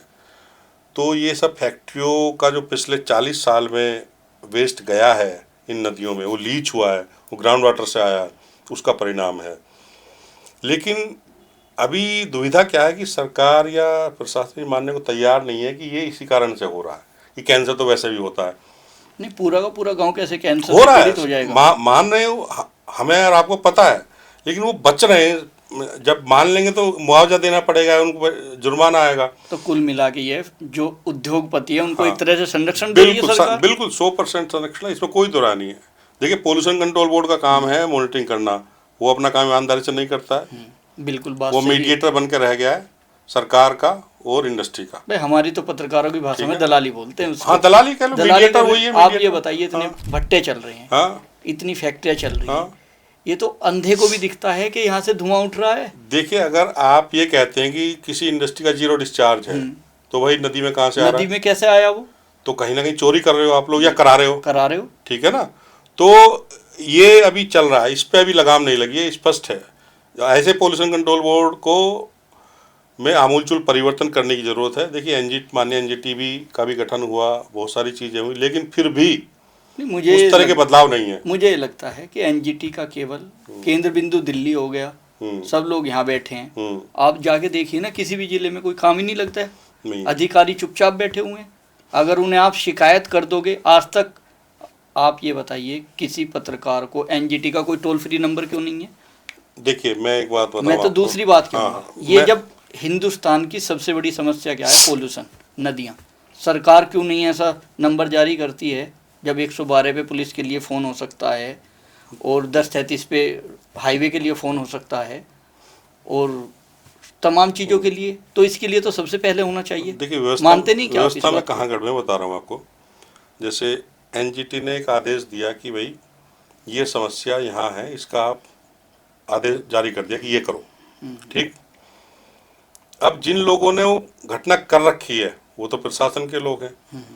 मान लिया प्रशासन के स्तर पे कहीं गलत हुआ है, आदेश आया डीएम को, डीएम ने पोल्यूशन कंट्रोल बोर्ड को कहा, वो अपने खिलाफ लिख के कैसे दे देगा? कैसे देगा? तो ये लिपापोती करेगा उसको। हो ये रहा है कि मैं ही तो गलत कर रहा हूँ, मुझे ही अपनी मॉनिटरिंग करनी है, तो मैं अपनी मॉनिटरिंग ईमानदारी से कर ही नहीं सकता। हाँ। तो ये एक व्यवस्था में सबसे बड़ा पेच है। मान लिया सुप्रीम कोर्ट ने, माननीय सुप्रीम कोर्ट ने एक आदेश दिया हिंचलाल तिवारी बनाम कमला देवी तालाबों के संबंध में। किसको दिया? सब गया सरकार को, आया सरकार से जिलाधिकारियों के पास गया। अब जिलाधिकारियों के पास गया तो किसको इम्प्लीमेंट करना है? जिलाधिकारी को। सही बात। ठीक है, पक्का स्ट्रक्चर है, चलो छोड़ दो, लेकिन फिर कि ये कानून व्यवस्था का मुद्दा आ जाएगा जी। बहुत सारे बचने के रास्ते निकल जाते हैं, निकाल लेते हैं। मैं ये मानता हूँ तालाबों पे बहुत अच्छे से काम हो रहा है इस समय, तो तालाबों पे बहुत अच्छा काम हो रहा है, तालाबों पे तो काम हो रहा है, लेकिन नदियों वाली जहाँ बात आती है। अच्छा, तालाबों पे काम ज़्यादा हो रहा है? हाँ, तालाबों का काम ज़्यादा हो रहा है क्योंकि सीएसआर में बहुत कंपनीज तालाब बना रही हैं। आप अगर मेरठ में देखेंगे, आपको अगर ये कहा जाए कि आप 1 हेक्टेयर का तालाब खोज कर लाइए कि ये कंपनी बनाना चाहती है, तो आपको बहुत सारे गाँव में घूमना पड़ेगा, शायद ही आपको 1 हेक्टेयर का तालाब मिले। अच्छा जी। गंदा, हाँ, ये ओवरऑल मैं देख रहा हूँ जो। लेकिन नदियों वाला जो विषय है, क्योंकि उस पर अभी नहीं समाधान कर पा रहे हैं। आम जनमानस जुड़ना जरूरी है, हाँ, मुझे लगता है। बिल्कुल। देखिए मैं वो अब पहली आप ये पहली मानिए, बात, 5 करोड़ हरिद्वार पहुंच जाते हैं लोग, गंगा जी के किनारे पहुंच जाते हैं, भाई गंदगी भी तो करते हैं वहाँ। हाँ। देखो कितना कूड़ा मिलता है। आप तो जब- ये जब- ऐसा लगता है कि कहीं ना कहीं जन जागरण की जरूरत है बहुत ज़्यादा। देखिए मैं वही कह रहा हूँ, इंसान ईमानदार नहीं है भारत का व्यक्ति, ना अपने प्रति, ना और ना समाज समाज के के प्रति, प्रति। ना पर्यावरण के प्रति। जिस दिन वो अपने प्रति भी ईमानदार हो जाएगा तो वो दूसरे पे उंगली नहीं उठाएगा। फिर जब आप ये सरकार की तरफ ऐसे उंगली उठाते हैं तो 4 उंगली आपकी तरफ भी आती हैं कि मैं क्या कर रहा हूँ। तो किसी मुख्यमंत्री ने तो कहा नहीं कि तुम प्लास्टिक में बांध के कूड़ा बाहर फेंक दो, बिल्कुल बात सही। नहीं कहा ना। या आप रैपर सड़क पे फेंक दो, वो तो मना करते हैं भाई मना ऐसे मत करते हैं। फेंको, लेकिन लेकिन हम अपनी ही फेंकते हैं ना, खुद की जिम्मेदारी है। हम ही फेंकते हैं। तो एक व्यक्ति को और फिर परिवार को, देखिए जब हम अपने घर को साफ सुथरा रख सकते हैं तो अपने मोहल्ले को क्यों नहीं मोहल्ले रख को सकते? क्यों नहीं रखते? अपने शहर को क्यों नहीं रख सकते? तो हम जब अपने शहर को, अपने मोहल्ले को भी अपना घर मानना शुरू कर देंगे तो समस्या का समाधान होना शुरू हो जाएगा।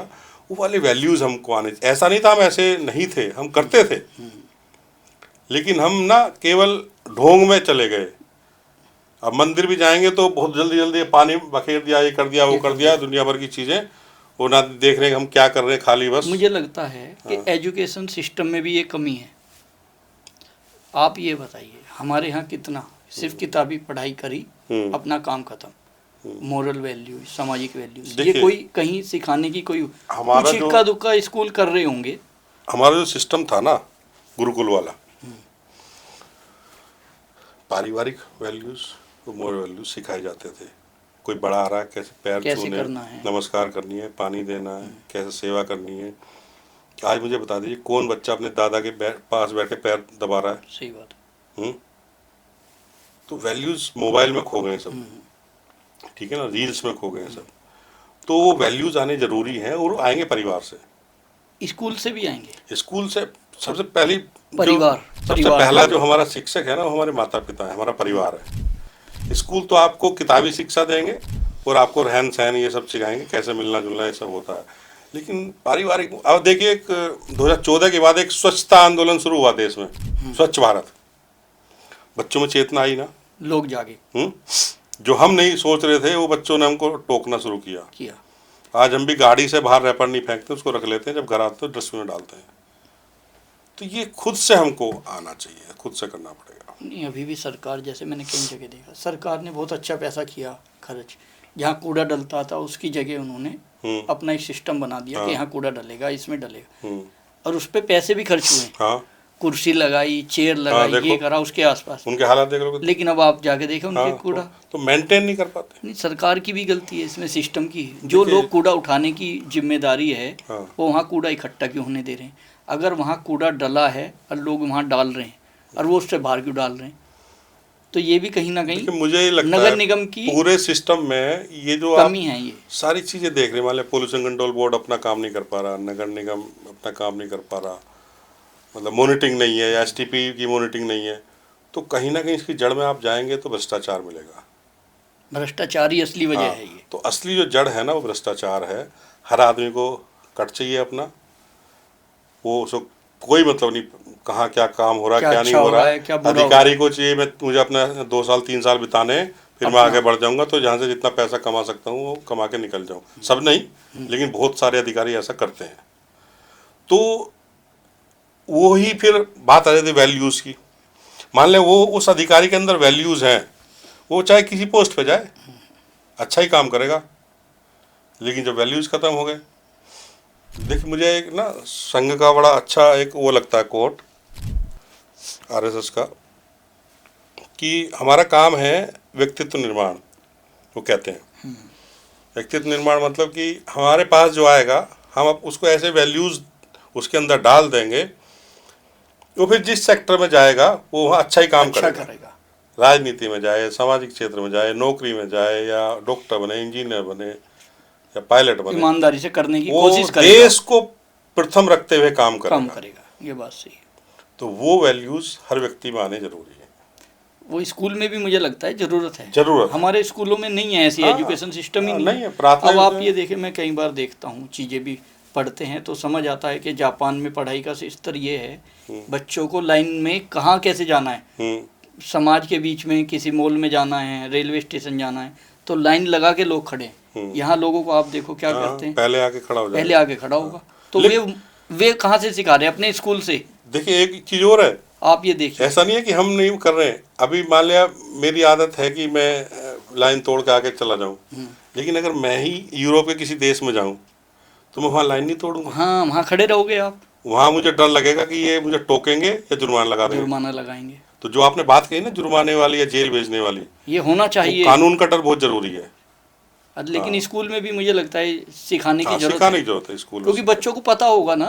अभी हाँ। बच्चों को सही में नहीं पता होता, बड़े आदमी को भी नहीं पता होता कि उसे पब्लिक के बीच में कैसे डील करना है, आप दिल्ली में जितने बदतमीजी स्कूल हैं, करना है, ये करना है, सब दिल्ली में समाज का। जितने स्कूल हैं, आप किसी को नजफगढ़ ड्रेन के पास से गुजार दीजिए बच्चों को और उनसे पूछिए क्या है, वो कहेंगे नजफगढ़ ड्रेन है, जबकि वो साहिबी नदी है राजस्थान से आने वाली।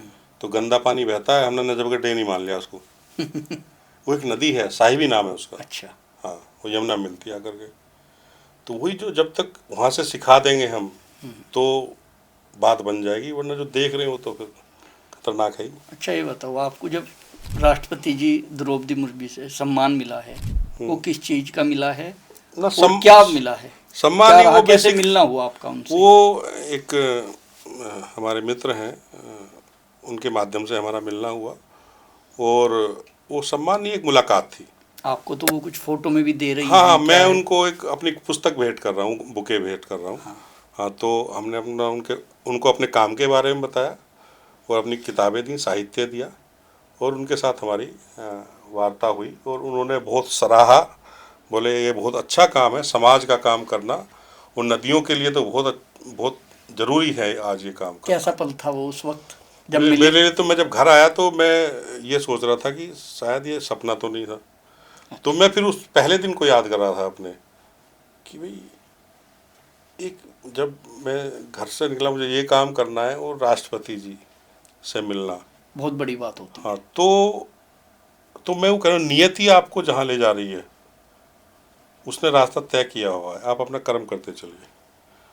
तो एक मेरे लिए बड़ी बात थी। मोहन भागवत जी का, माने मोहन भागवत जी का मेरी किताब का विमोचन करने आना, बहुत बड़ी बात है। मैं अदना सा व्यक्ति को, वो बड़ी बात है। मतलब लेकिन वो सब नियति कराती है, वो है, लेकिन आपको अपने कम से नहीं हटना चाहिए। विदेशों में सम्मान मिला, हाँ। और इधर भारत में सम्मान मिला, बहुत मंच आपको मिले, तो उसमें थोड़ा कंपैरिजन बताएं, क्या अच्छा लगा, कैसा लगा, क्या चीज़ देखिए रही आपके मन में? विदेशों में एक क्रेज रहता है कि भाई हम अमेरिका होके आए या विदेश होके आए, लेकिन जो शांति सुकून भारत में है वो कहीं नहीं है। मुझे मेरा सबसे अच्छा पल वही था, माननीय राष्ट्रपति से मिलना। तो जॉन एफ कैनेडी जो राष्ट्रपति अमेरिका के थे, उनके भतीजे रॉबर्ट एफ कैनेडी, तो उनके साथ भी मेरी मुलाकात हुई है 2 बार यूएस में, और वो भी उस संगठन से जुड़े हुए हैं। लेकिन माननीय राष्ट्रपति जी से मिलना और पूजनीय सचिन चाकल जी का मेरठ में किताब का विमोचन करने आना, वो मेरे लिए दो बड़ी गर्व का पल है। गर्व के पल थे। उन्हें तो मुझे राष्ट्रीय जल पुरस्कार भी मिला, लेकिन कोविड का समय था। अच्छा, हाँ, वो ले नहीं जा पाए वो भी। अब तो परिवार को, समाज को, मोहल्ले पड़ोस में जवाब अब देने तो में भी कोई अच्छा दिक्कत लगता नहीं, हो। अब तो अब तो सब कोई ऐसा वो नहीं है। देखिए, ये सब वही जैसे मैंने कहा, आपको हर्डल आते हैं और उनको पार कर जाना और उनसे निकल के आगे निकल जाना तो बड़ी बात है। एक मैं एक छोटी सी आपको बताऊँ, जैसे पांडवों को जो वनवास हुआ था तो उनको 1 वर्ष का अज्ञातवास भी हुआ था। तो वनवास में तो सब पता था कहाँ घूम रहे हो, अज्ञातवास में राजा विराट के यहाँ छिप गए थे जाके। अच्छा, तो अलग अलग भेष बना के रहे, तो शकुनी को पता चल नहीं पाया, तो बोले ढूंढो इनको वरना वापस आ गए तो फिर ये राजपाट ले लेंगे। तो शकुनी का भाई देखो भी, ये राजा विराट ने कुछ देशों के साथ संधियाँ की हैं, तो हो सकता वहाँ हो। कह रहे ऐसा तो कुछ नहीं, कोई भी कर सकता संधि। तो कहता है, राजा विराट ने, गुप्तचरों ने बताया कि राजा विराट ने अभी 100 नए जलाशय बनाने का आदेश दिया है अच्छा, पिछले महीने। कह रहे वही है। अच्छा जी। तो होता क्या था कि जब व्यक्ति के पास समृद्धि आती थी तो पानी का काम करता पानी था, का काम, समाज का जलाशय सबसे बड़ा बनाना, कुएं बनाना, काम, धर्मशाला और जब बनाना। ये सब काम करता था तो उसके पास समृद्धि खुद आती थी। तो एक तालाब बनाने का जो पुण्य है वो 4 तीर्थों की यात्रा के बराबर बताया है, अच्छा जी। अगर आप एक तालाब का निर्माण करते हैं। तो हमारे तो वरुण देव हैं पानी, हाँ, सनातन पूछते धर्म हैं में सब, सनातन में पूजनीय तो है। सबसे पहले पूजनीय हैं। तो उसको उसी तरह से हमको लेना चाहिए। हमारे शरीर में भी 80-70% पानी है। तो हम अगर लगातार निगेटिव बात करते रहेंगे दिन भर तो हमारा जो व्यक्तित्व है ना वो उसी नेगेटिव तरह हो का हो जाएगा। जाएगा, क्योंकि पानी एब्जॉर्ब करता है चीज़ों को। अगर हम पॉजिटिव सोच बना कर रखें तो हमारा व्यक्तित्व उसी तरह का हो जाएगा। तो पानी का ये असर है। अच्छा रमन जी, एक बात बताइए कि अब आम आदमी काम करना चाह रहा है, युवा काम करना चाहता है, इंडिविजुअल काम, तो ये क्या प्रोसेस हो सकता है? कैसे आदमी अपने हिसाब से काम कर सकता है, या क्या समस्या जो उसके सामने आती है उससे कैसे वो बच सकता है? देखिए, ऐसा है कि हमारे देश का जो नदियों का सिस्टम है बड़ा विशाल है। जैसे गंगा की बात करें, गंगा केवल एक धारा नहीं है, नदी का बेसिन बड़ा महत्वपूर्ण है। गंगा भारत का करीब 44% भूभाग कवर करती है बेसिन के तौर पे। यानी कि उस 44% भूभाग में जितनी छोटी नदियां हैं सब गंगा हैं। जैसे गंगा की सहायक नदी यमुना, यमुना की हिंडन, हिंडन की धमोला, धमोला की पावधोई। यहाँ से 5वें ऑर्डर तक की जो नदी है, अगर हम पावधोई नदी को साफ करते हैं तो गंगा को ही फीड करेगी। ठीक, तो इसीलिए जो भी व्यक्ति जहाँ है वो ये ना सोचे कि हम गंगा के किनारे जाके उसको सही करें, ठीक है, वो लोग करें जो गंगा किनारे रहते हैं। लेकिन आप जिस नदी किनारे रहते हैं उस नदी के क्या हालात हैं, कभी उस नदी के किनारे जाइए, ठीक है, थोड़ा चलिए, 100 कदम, 200 कदम, 500 कदम, वो नदी की समस्या महसूस करिए अपने स्तर से। स्मेल है, सॉलिड वेस्ट है, लिक्विड वेस्ट आ रहा है, गंदगी ज़्यादा है। फिर अपनी क्षमता अनुसार, मान लिया मैं हफ्ते में 1 दिन जा करके वहाँ सफाई कर सकता हूँ, या कोई पढ़ने लिखने वाला व्यक्ति है तो मैं इस समस्या को लिख करके एक अथॉरिटी को दे सकता हूँ कि हाँ ये समस्या पैदा हो रही है। इसको देना चाहिए वैसे। जिलाधिकारी हैं, पोल्यूशन कंट्रोल बोर्ड है, आप बड़ी समस्या खड़ी हो रही है तो एनजीटी को भी आप लेटर पिटीशन भेज सकते हैं। तो ये काम उस लोकल समाज को करना चाहिए। तो मैं यही कह रहा हूँ कि जो जिस नदी किनारे बसा हुआ समाज है वो उस नदी की चिंता करे, ठीक है, तो ये समस्या बहुत हद तक समाधान उसका हो पाएगा। और उसमें मान लिया हमारे साथ जुड़ना चाहता है भारतीय नदी परिषद के साथ, उसको टेक्निकल सपोर्ट चाहिए, कहीं थोड़ा बहुत फाइनेंशियल सपोर्ट चाहिए, कहीं कनेक्ट करना है तो भारतीय नदी परिषद की वेबसाइट पर जाए, वॉलंटियर, इंटर्नशिप, बहुत अलग अलग तरह से होमवर्क है वो, उसमें भी जुड़ सकता है। तो आप सही से हमारे कैमरे पे बताइए युवाओं को जो आपसे जुड़ना चाहते हैं या जो काम कर सकते हैं वो पूरा बताइए आप। देखिए, जो लोग या जो युवा या जो साथी जो भी नदी प्रेमी हैं, अगर अपने क्षेत्र की नदी के लिए कुछ प्रयास करना चाहते हैं, पुनर्जीवित हो, निर्मल हो, अविरल हो, तो भारतीय नदी परिषद की वेबसाइट पे जा करके इंटर्नशिप का एक अलग फॉर्म है, वॉलंटियर का एक अलग फॉर्म है, तो उसको भर करके आप भारतीय नदी परिषद के साथ जुड़ सकते हैं। हम आपको क्या सपोर्ट करेंगे, उसमें आपको कहीं टेक्निकल सपोर्ट चाहिए, थोड़ा बहुत कहीं लगता है कि फाइनेंशियल, तो उसका भी हम प्रयास कर सकते हैं। और दूसरा, आपको अपनी नदी की समस्या के साथ हम टेक्निकल सपोर्ट के साथ कहाँ और जोड़ सकते हैं, मान लें सरकार की योजना के साथ जोड़ना है तो उसमें भी हम आपको जोड़ सकते हैं। तो एक ब्रिज हम आपके लिए बना सकते हैं, आपको सपोर्ट कर सकते हैं।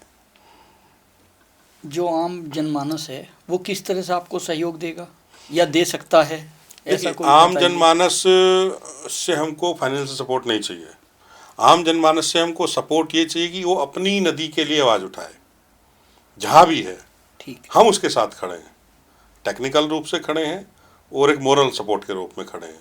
उसकी जो समस्या है, मान लिया उसको लगता है कि मेरी नदी की ये समस्या है, वो हमको लिखे, हम उसको सपोर्ट करेंगे।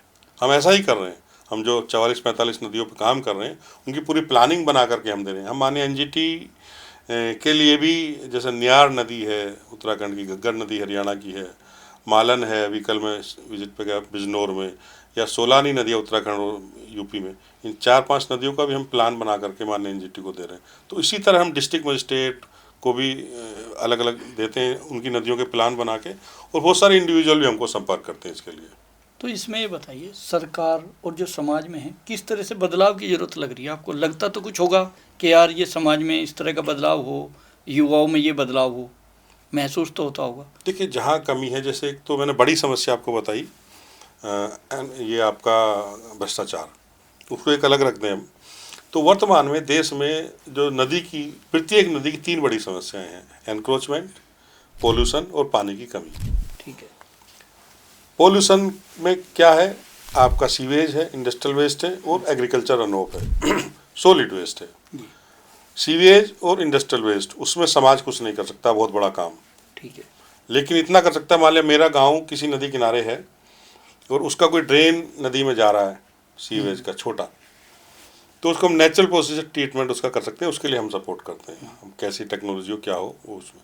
लेकिन बड़े स्तर पर एसटीपी बनाना, उसको रन करना, वो एक बड़ा काम है, उसमें पैसा खर्च होता है, टेक्नोलॉजी खर्च होती है, ज़मीन चाहिए, तो उसके लिए सरकार काम करे।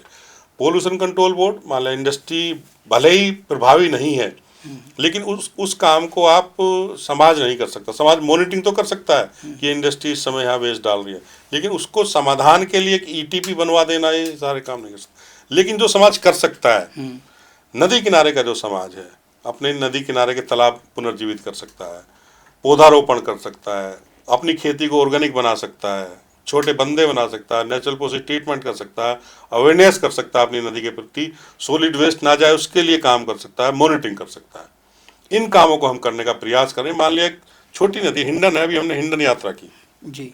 हम प्रयास करने की हिंडन नदी की एक काउंसिल बन जाए, जो नदी किनारे के बसे गांव हैं उन्हीं के प्रधान इसकी जिम्मेदारी उठाएं, वो परिषद वही निर्णय ले जो समाज वाले काम जो भी मैंने गिनाए आपको।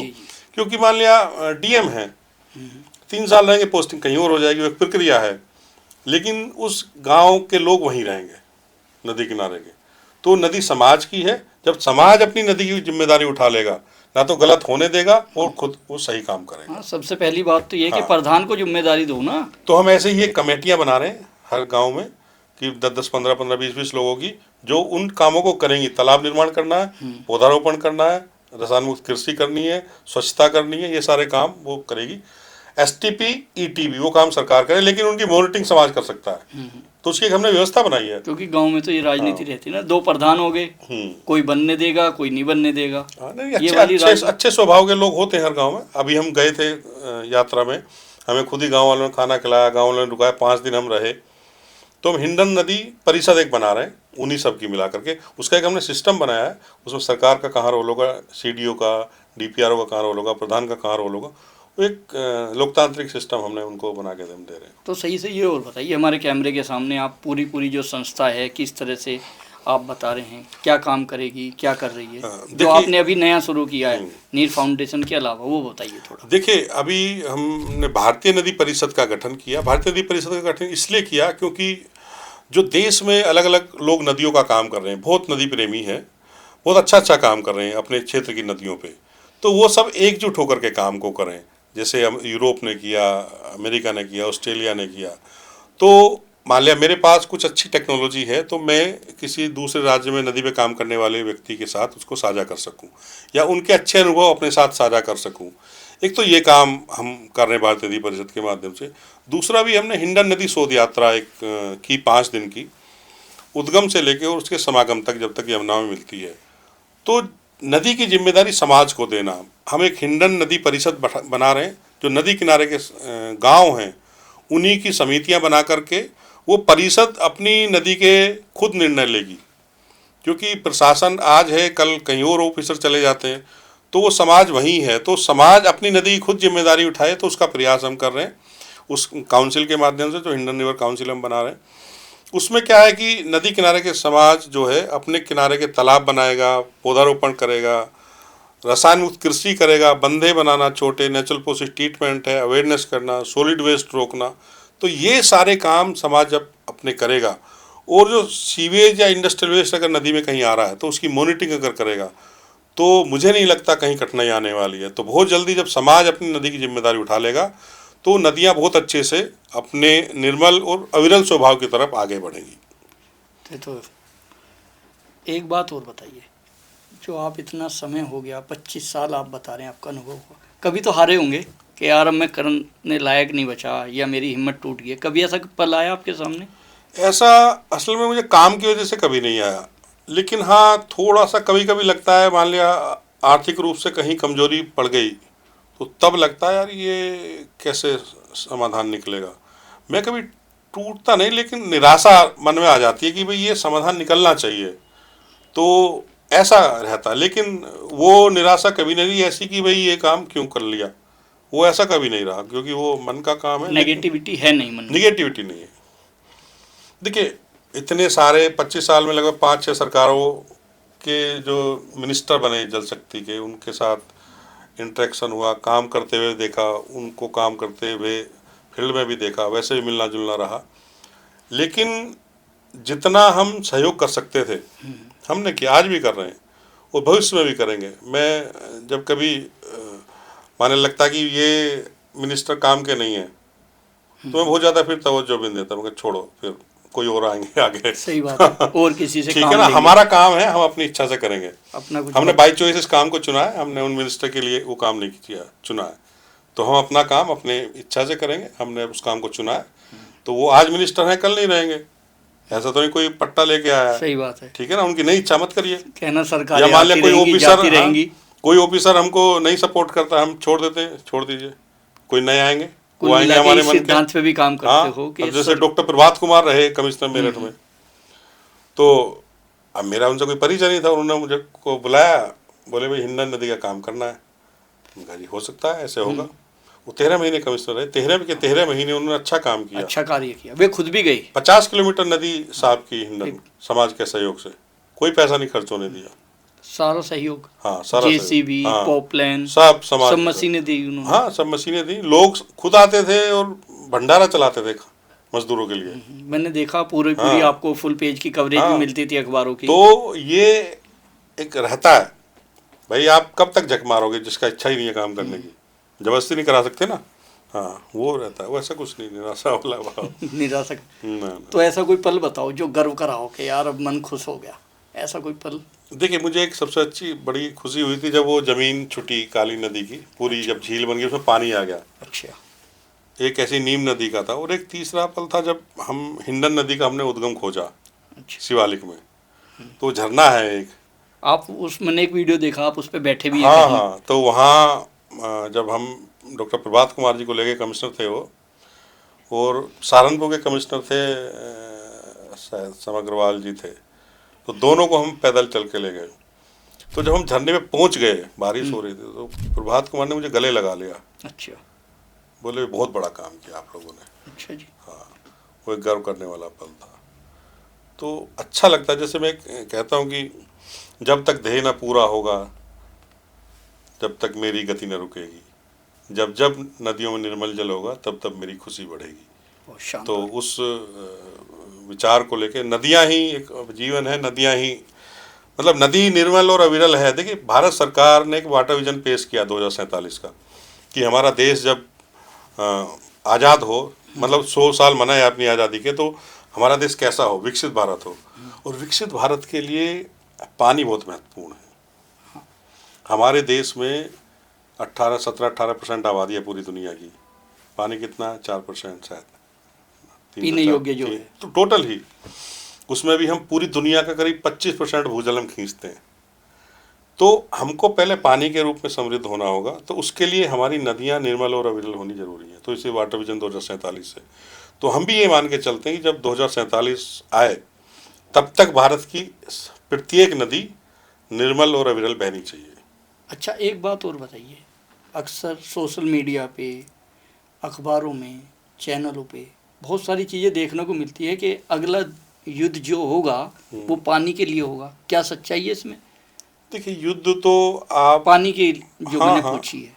नहीं, बहुत विद्वान लोग कहते हैं, जो जानकार लोग हैं, वो पानी क्योंकि एक ऐसा तत्व है जो आप उसको बना नहीं सकते, ठीक है ना। जो है वो अपनी फॉर्म में रहेगा, उसकी फॉर्म बदलती रहेंगी, लेकिन जितना है उतना ही रहेगा। अच्छा। तो युद्ध का तो मैं भविष्यवक्ता नहीं हूँ, लेकिन हाँ ये है कि पानी को लेके झगड़े आज भी देखते हैं आप। मान लिया आप गर्मियों में देखेंगे, आप टैंकर पर चढ़ जाते हैं लोग पाइप डालने के लिए, नलों पे कहीं झगड़े हो जाते हैं। तो मान लिया जो चीज़ है नहीं, उसके उसके लिए तो 100% झगड़ा होना ही होना है, और लोग उसको चाहने वाले लोग ज़्यादा हैं। भाई छोटा सा एग्जांपल अभी गैस सिलेंडर का चल रहा हाँ है। हाँ, आप लड़ाई लोग झगड़ा हो जाता है। देखिए किस तरह से। भाई आप आज अमेरिका को लग रहा है कि तेल एक बहुत महत्वपूर्ण वस्तु है, तो उसने अपने रिजर्व बना रखे हैं 100-200 साल के। वेनेजुएला का छीन के और दे दिया अमेरिका को, रख लिया अपने पास। अब और प्रयास करो और कहीं से मिल जाए। तो जो चीज़ जिसकी महत्ता है, एक तो उसका कोई मोल नहीं है, फिर मोल नहीं है। जब वो कम मात्रा में है। पानी का तो कोई सब्स्टिट्यूट भी पानी नहीं का है। तो कोई सब्स्टिट्यूट नहीं है। पानी और हवा दो पानी चीजें ऐसी बिल्कुल, हैं, तो कोई पानी सब्स्टिट्यूट तो ही नहीं है। अभी भी आप चंद्रमा पे जा रहे हैं, वहाँ पानी तलाश वहाँ रहे हैं, पानी तो तलाश रहे हैं, पहले पानी है नहीं है। उसके बिना जीवन नहीं है। हाँ, तो पानी एक महत्वपूर्ण तत्व है, तो उसके बिना तो संभव ही नहीं है। अच्छा, एक लास्ट सवाल आपके लिए है। अच्छा, कभी जीवन में आपको कोई मौका मिले ऐसा, भारत सरकार दे या आपको कभी ऐसी ताकत मिले, तो क्या करना चाहेंगे समाज के लिए, देश के लिए, पर्यावरण के लिए? देखिए, मुझे जो अपना काम करते हुए जो कमियां महसूस हो रही हैं कि इस वजह से ये काम अटक रहे हैं, मैं उन पर फोकस करना चाहूँगा। उसमें सबसे पहला भ्रष्टाचार। ठीक है। और पोल्यूशन कंट्रोल बोर्ड को अगर आज मुझे ताकत दे तो मैं इसको ख़त्म कर दूँ। क्यों?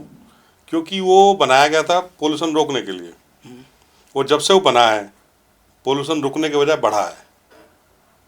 तो ऐसा कैसे हो गया? आप जब जिस एजेंसी को बनाया गया, आप पोल्यूशन को रोकना है आपको, तो वो बढ़ता जा रहा, बढ़ता जा रहा, बढ़ता जा रहा, तो उसकी कहाँ प्रासंगिकता रह गई फिर? या तो उसमें आमूलचूल परिवर्तन होना चाहिए, या उसको ख़त्म करना चाहिए, कोई नई व्यवस्था लानी चाहिए। तो दो नदियों के लिए एक तरीके से एक वो जो कहते हैं डेविल, एक राक्षस की तरह ये बैठे हुए हैं। एक तो भ्रष्टाचार, और उसकी सबकी जड़ में भ्रष्टाचार ही है। तो मॉनिटरिंग एक बेहतर होनी चाहिए। तो मुझे कभी ऐसी लगेगा कि मैं ये कर सकता हूँ, तो मैं इसको करना चाहूँगा, क्योंकि अगर वो हो जाएगा तो नदियाँ हमारी निर्मल हो सकती हैं। तो एक लास्ट सवाल और बता दीजिए, कौन सा क्षेत्र या नदी जिसमें आप चाहते हैं कि मैं सबसे पहला बदलाव यहाँ करूँगा? आदमी सोचता है ना, यार मुझे ताकत मिलेगी, कभी ईश्वर ने इस लायक मुझे किया। लगता है कि मेरी इच्छा है कि जो हमारी हिंडन नदी है, ये निर्मल और अविरल बननी चाहिए, और ये बड़ी महत्वपूर्ण नदी है।